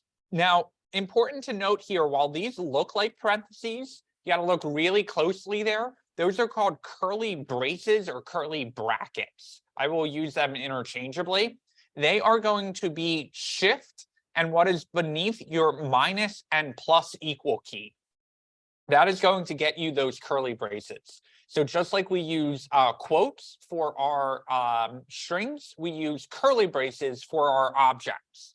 This is a way to store what we call associative data together, right? So this is all data related to a person. So the first name, the last name, we could put their age in there. We could do all kinds of stuff. But this is how we store basically grouped data using key value pairs. And we could use as many key value pairs as we wanted in here. So if we wanted to add age or any other additional information about that person, we could do that in there. So what we do is we go back to our code and we say const, let's get creative and say car. And we'll say the make is Toyota and the model is RAV4. Now, if we wanted to log that out, we could say my car is a, and say car.make plus a space plus a car.model. Okay, that is a lot of code there. We put a comma between our key value pairs so that the computer knows, hey, this is another key headed your way. This isn't all, it's all related, but we put a comma between our keys to make all of that show up. These curly braces are telling the computer, hey, that is an object headed your way, right? So it knows the data type. All of that information is now stored in this variable, this const called car. Okay, well, how do we get access to that data? We can't just pull out the make because there could be multiple objects with the same key of make. So what we need to do is bury into that data. We're getting the car here, and then we put this period in, just like we had this period dot length. We have access to any of the keys in the object. By using the key, we are able to get out the value. So when we save that and go back to our terminal, we see my car is a Toyota RAV4.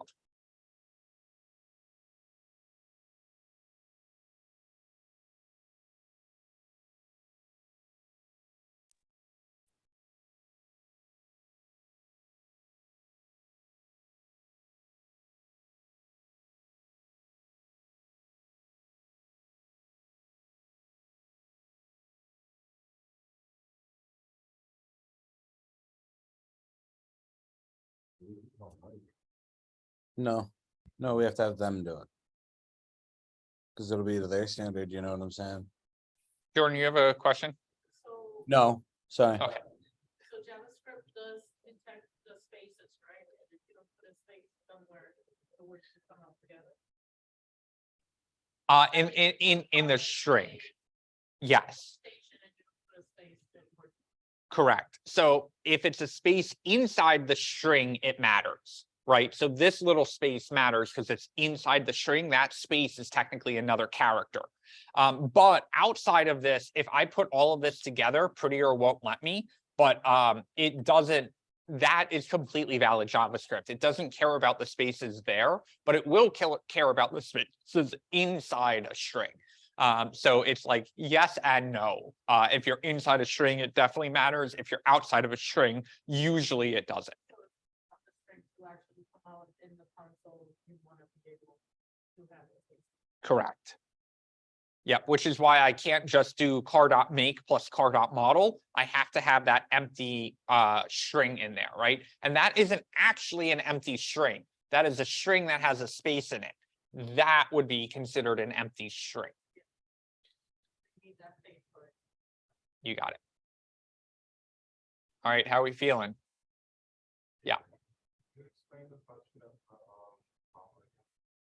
Yeah, so we put a comma in whenever we have an additional key value pair headed your way. So if we wanted to do something like year, we would put in another comma, say year, and because year is a number, we could just put in, oops, sorry, I didn't mean to do that, a number right there.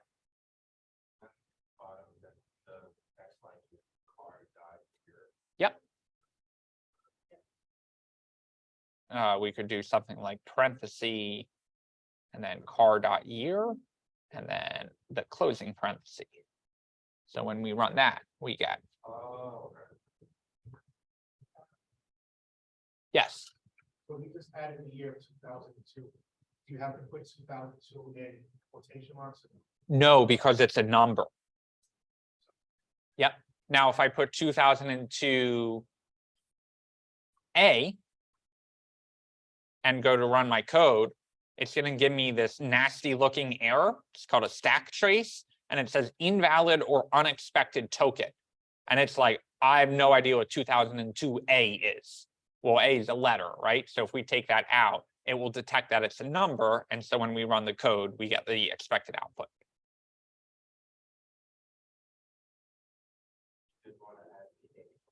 You would have to put,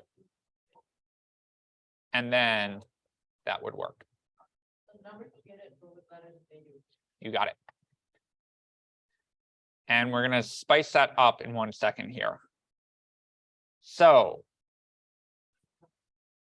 we can also use what is called bracket notation in order to access keys. This is just like dot notation, except we have two options. I'll talk in a second about which one is preferred in what situation.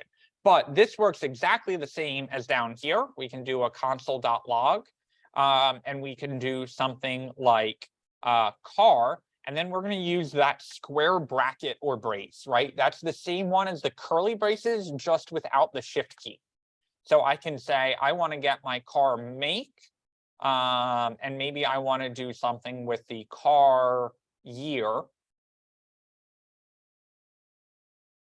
plus colon between them, and then I want to get the make out from that. So I can come down here, and when I run my code, I get a 2002 Toyota.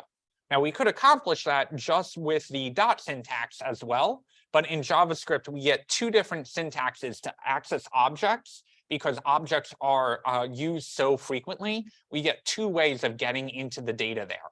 We can get access to the year and the make through that key, but when we do those brackets, we're going to put it in quotes because what we're trying to get out is the string year or the string make.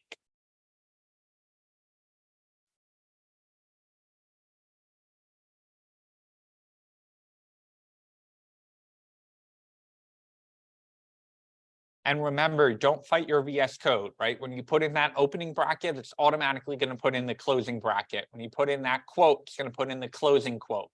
So kind of looking up as you're typing, if you can't type without looking at the keyboard, just check your screen more than you're used to, because VS Code is going to be dropping things in for you.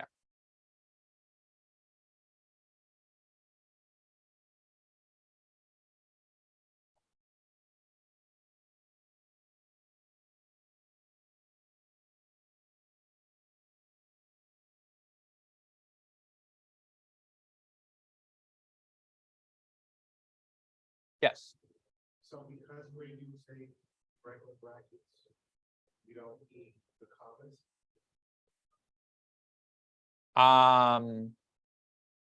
Where are you talking? So, We only need the commas when we're defining the object.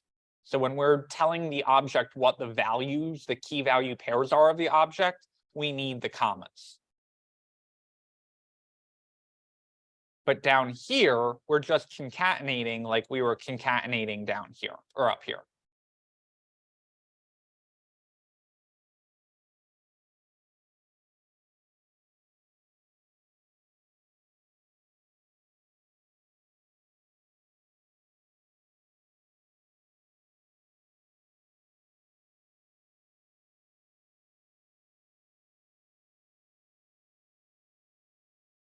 So we can keep this model going. The nice thing about bracket notation is we can use a variable key. So what that means is it's saying, hey, what do I need? Okay, I want to console log out the person key. What is the key? You notice key is not in quotes here. That means that it's going to go up to where we defined the variable key, and it's going to see the value is first name. First name is going to come back down and be dropped into the key here, which is going to make it go up to the person right up here and say, hey, first name is going to flow all the way through here and get out first name. That means that I am going to get max out of my console.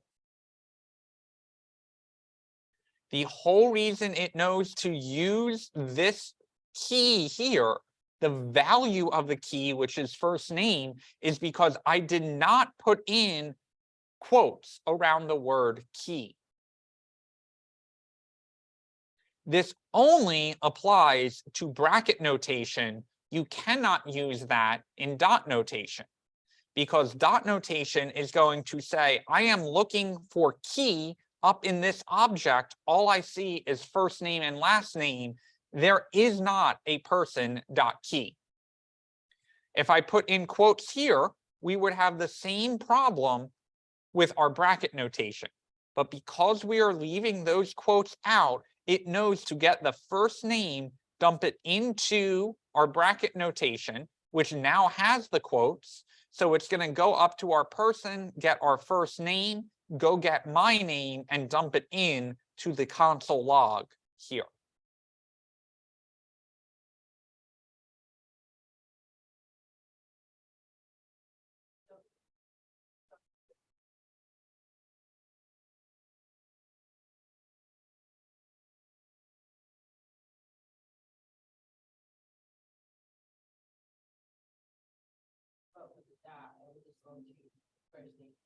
No, it would try and find key and say key is not first name and it's not last name, so it would be undefined for the bottom one.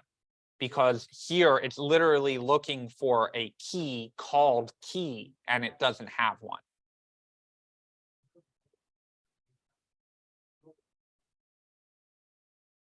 No, they should be. It's very stupid that they're not. But they're slightly different. They're same concept though. Okay, so let's try this in our code. We're going to say, and to be clear here, we can call key whatever we want. So if I come down, oh.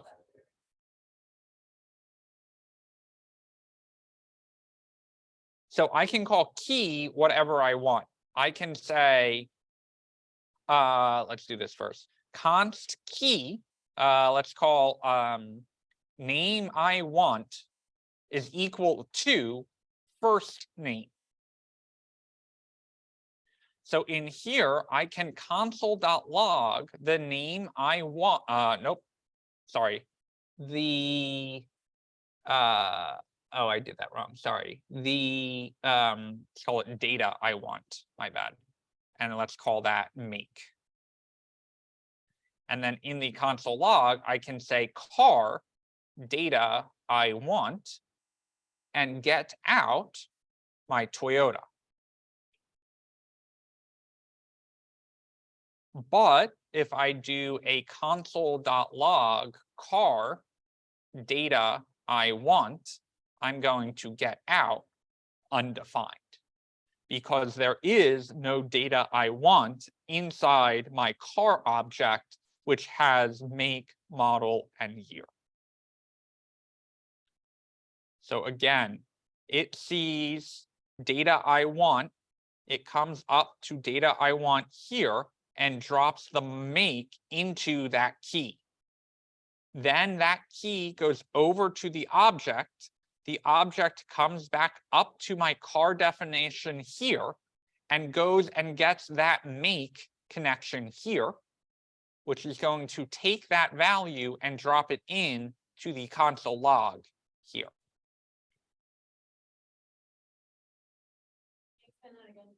Yep. So data I want is defined as the make. What we do is it goes through and it ignores the console log, it ignores the car, and it says data I want.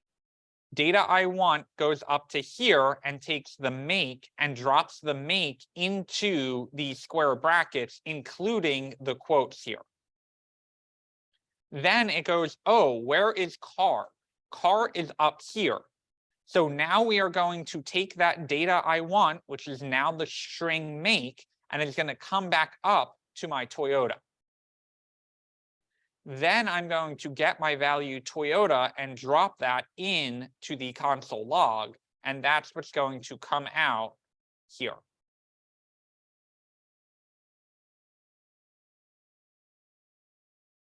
However, if we put quotes in here, what it's going to do is it's going to go directly up to the car object, and it's going to say data I want is not make, it's not model, and it's not year. Data I want is not a key that exists. So it is undefined.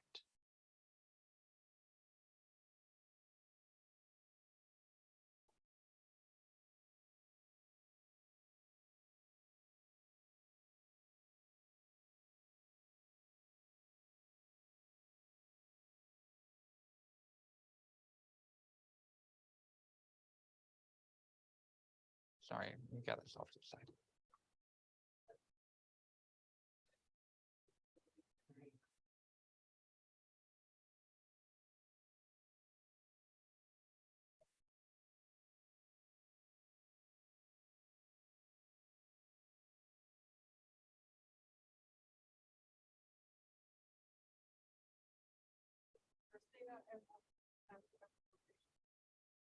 This one is actually going to work and do what we expect, which is to pull out the make. This one is just to show you that this doesn't work because it's looking for a key called data I want that doesn't actually exist. So you'll get undefined as the output on that last one. Unless, of course, you came up here and actually said data I want, and then said something like false. And then you would get the word false as the output.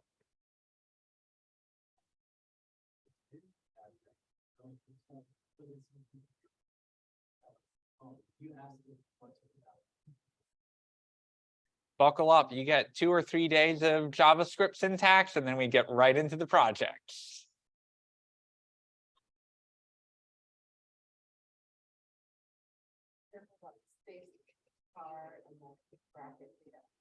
Yes. Yeah, the bracket does have to come right after the object that you're referencing or the variable that you're referencing.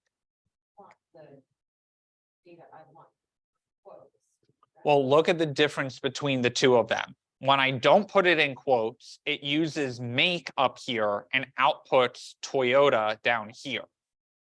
But when I do put it in quotes, it isn't referencing this up here. It's actually saying, no, I want the key data I want, which happens to be false.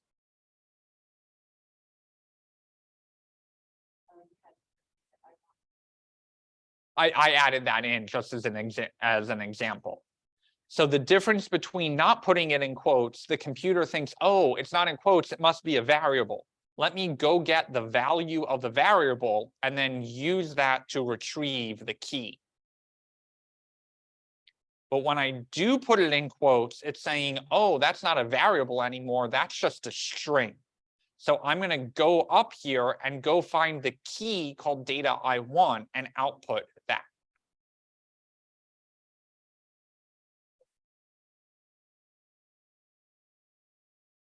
Just as an example of showing you bracket notation is more powerful.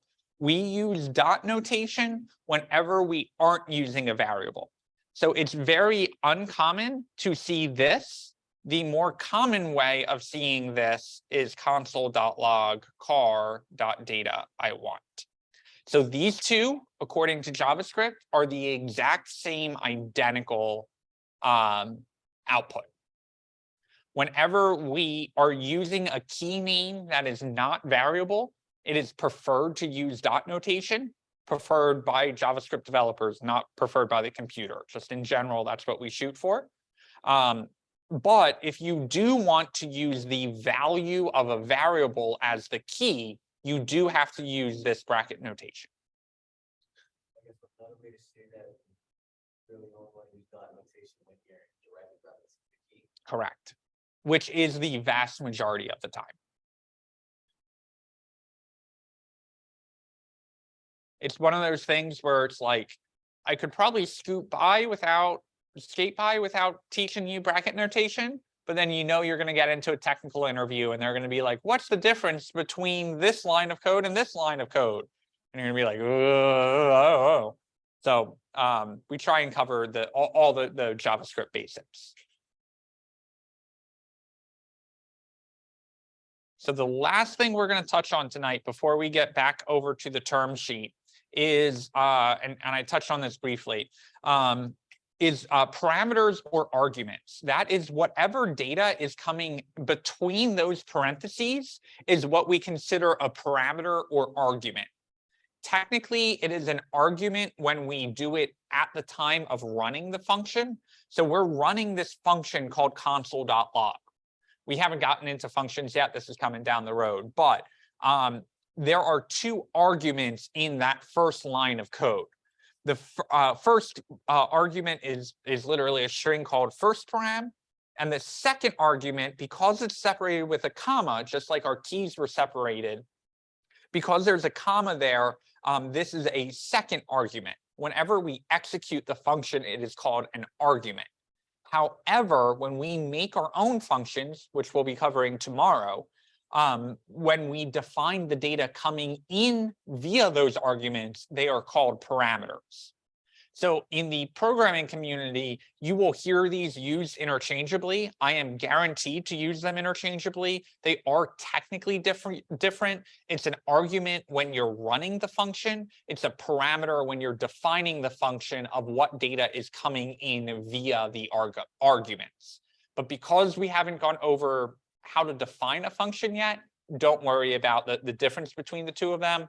Just know parameters, arguments, we're basically saying what data is getting passed into this code that we're running. That's the important thing to get out of this.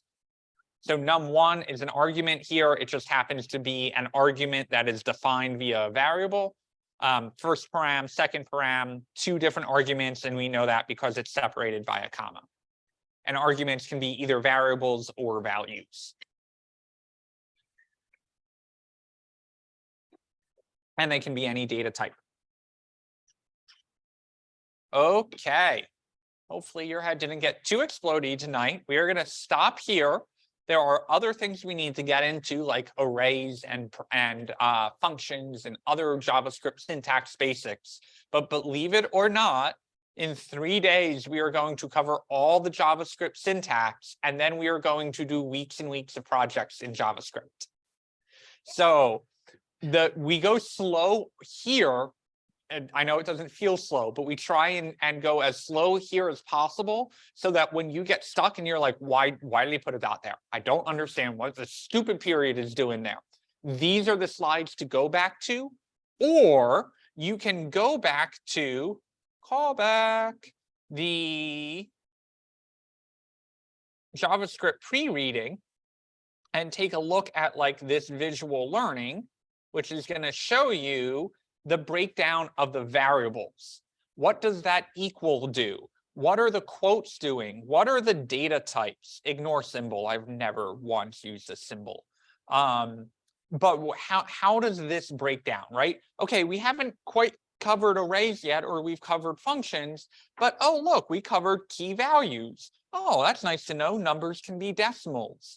Oh, Booleans, that's the true false. Okay, let's break this down a little bit. What is this thing called here? That's the keyword, right? That's the const or the let. Okay, what's this? This is the variable name, and we're getting the definition of these things here, right? So that's why go through these resources at the end of the night and see what resonates, right? Because you're hearing me use these keywords, but you're saying, oh, expression. That was the order of operations thing, right? That was breaking down how these things get together. What's that object going on here? Well, these are the keys. These are the values, right? We'll start covering more and more of this. And the goal is that by the end of the module, you're able to go through all of this and be like, psh, I don't need any of this. It's just syntax. I don't get hung up on syntax. I really have a friend named Dr. Moses.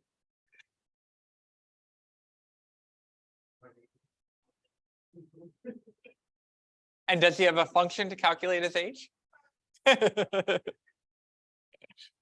Okay. I know there are a lot of definitions here, but I think there's value in kind of doing a group exercise of trying to capture some of those terms. The code. Yep.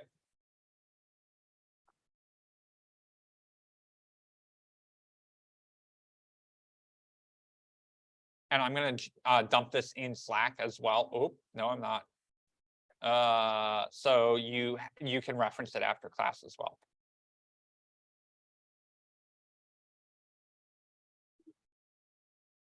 More important here to understand why the syntax is doing what it is and why we're using that. What's the difference between the curly brace and the square bracket, right? What's the difference between the parenthesis? Why are we using a comma? Why are we using the plus? What are the different data types that we've explored here? What's the word const do? How does the computer know that car is an object? That's the curly braces, right? Those are all the things here where this looks like really basic code, right? Like we didn't really accomplish much here, but we're getting more familiar with that syntax, right? And that syntax will be exposed over time, and you will get more comfortable typing it as well.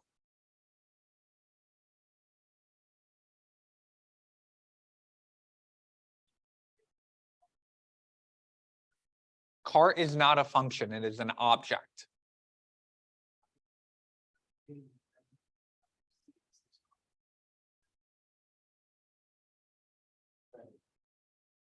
You probably have parentheses instead of square braces down here. Those are square braces, not parentheses.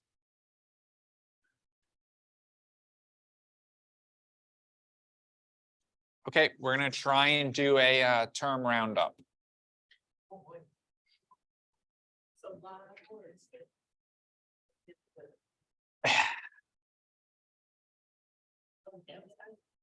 I will say, if you do have a long terms list, prioritize any terms that you don't know the definition of or would like to re-review. Otherwise, just throw them at me and I'll throw them in here. Concatenation. Shoving two strings together, two or more strings together. Boolean, true or false.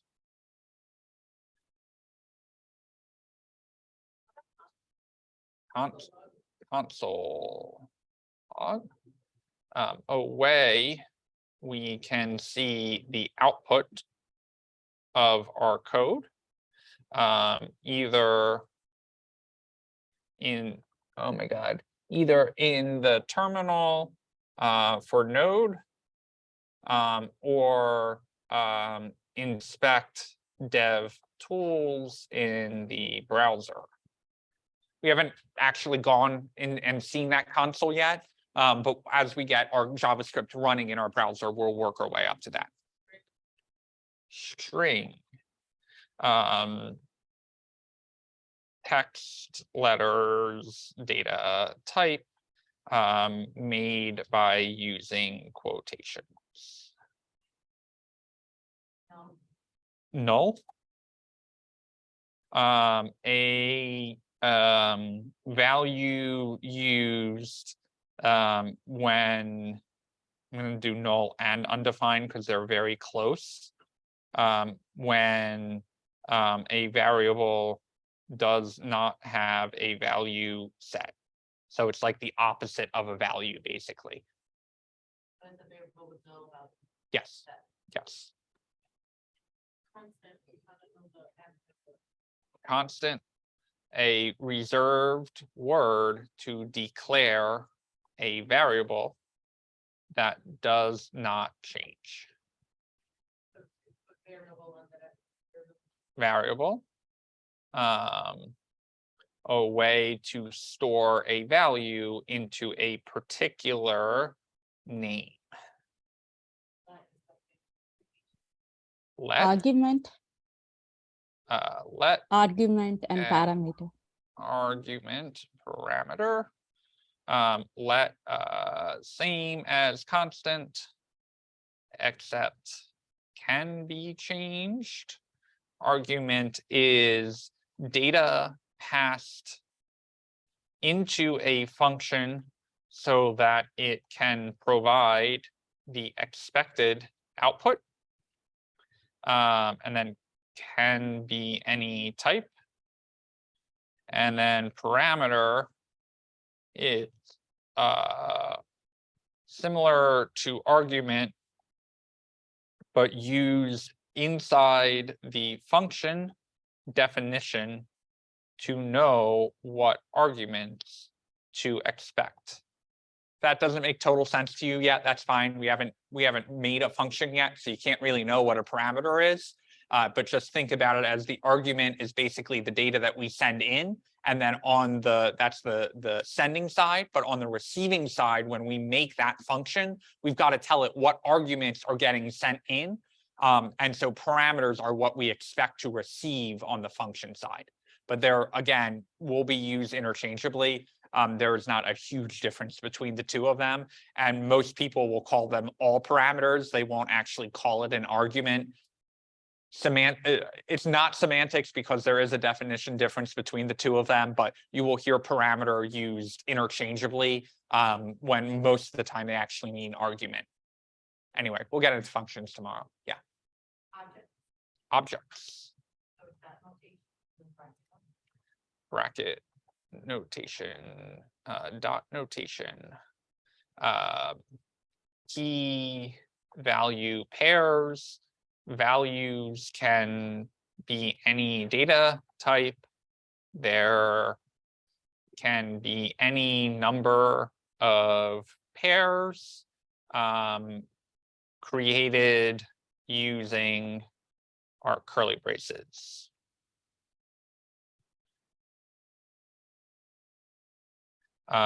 Way to access statically defined keys. So we would say car.make, where the make is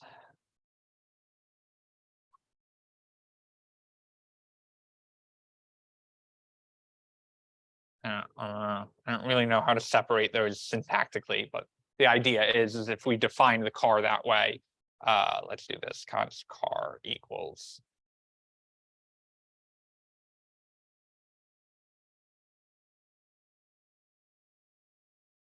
And then dot note, oh, my bad. I swapped those two. That's actually dot notation. Bracket notation is way to access keys in objects. Can be static or use a variable. And that's going to be car bracket. something like model. It's probably not the best definitions, but The scramble my brain right now.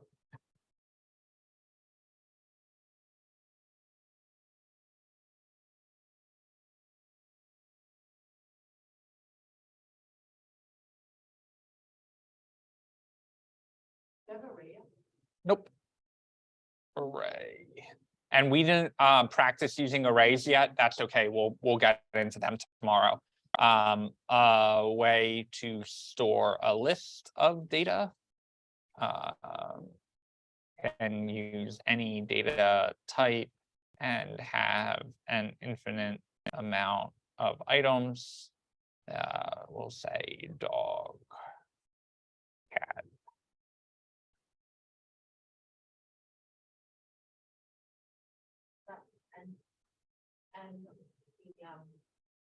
NPM. I'm going to save that one until we actually start using it.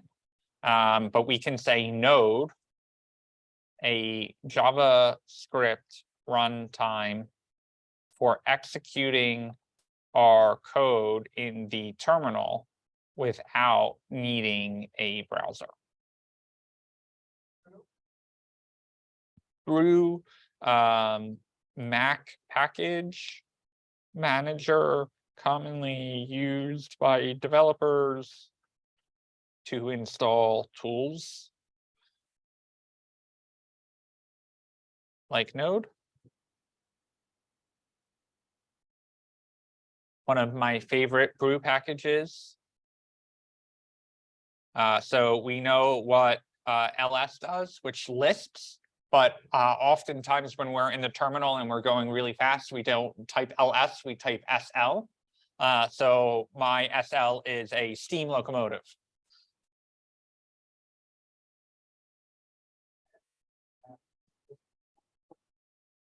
That every time you mistype ls because you're going really quick, you have to sit there and watch the choo-choo train go across the street, across the screen.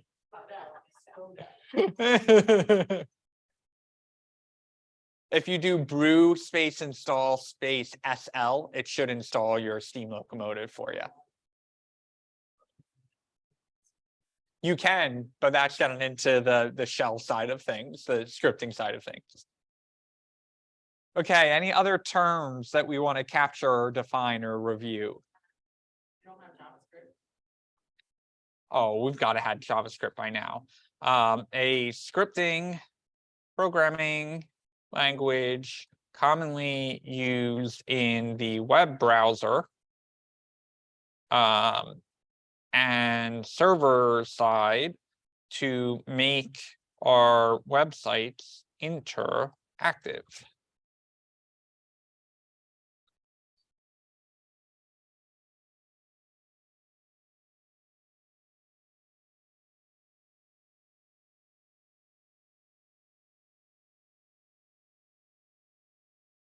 How are we feeling? Feeling like we're ready for a whole nother day of new concepts before we start applying our JavaScript in real projects? I think the hardest thing is to know when to use the curly brackets, the square brackets, and the brackets themselves. Once we go into array, which is gonna add another. That's going to be, the array is going to use the square brackets. So once we have the square brackets per array, you need to know the difference between doing an argument and doing just the regular bracket with a comma, or an array with the square brackets. And what's confusing is that you can use bracket notation for an object, but the way you define an array is by using square brackets.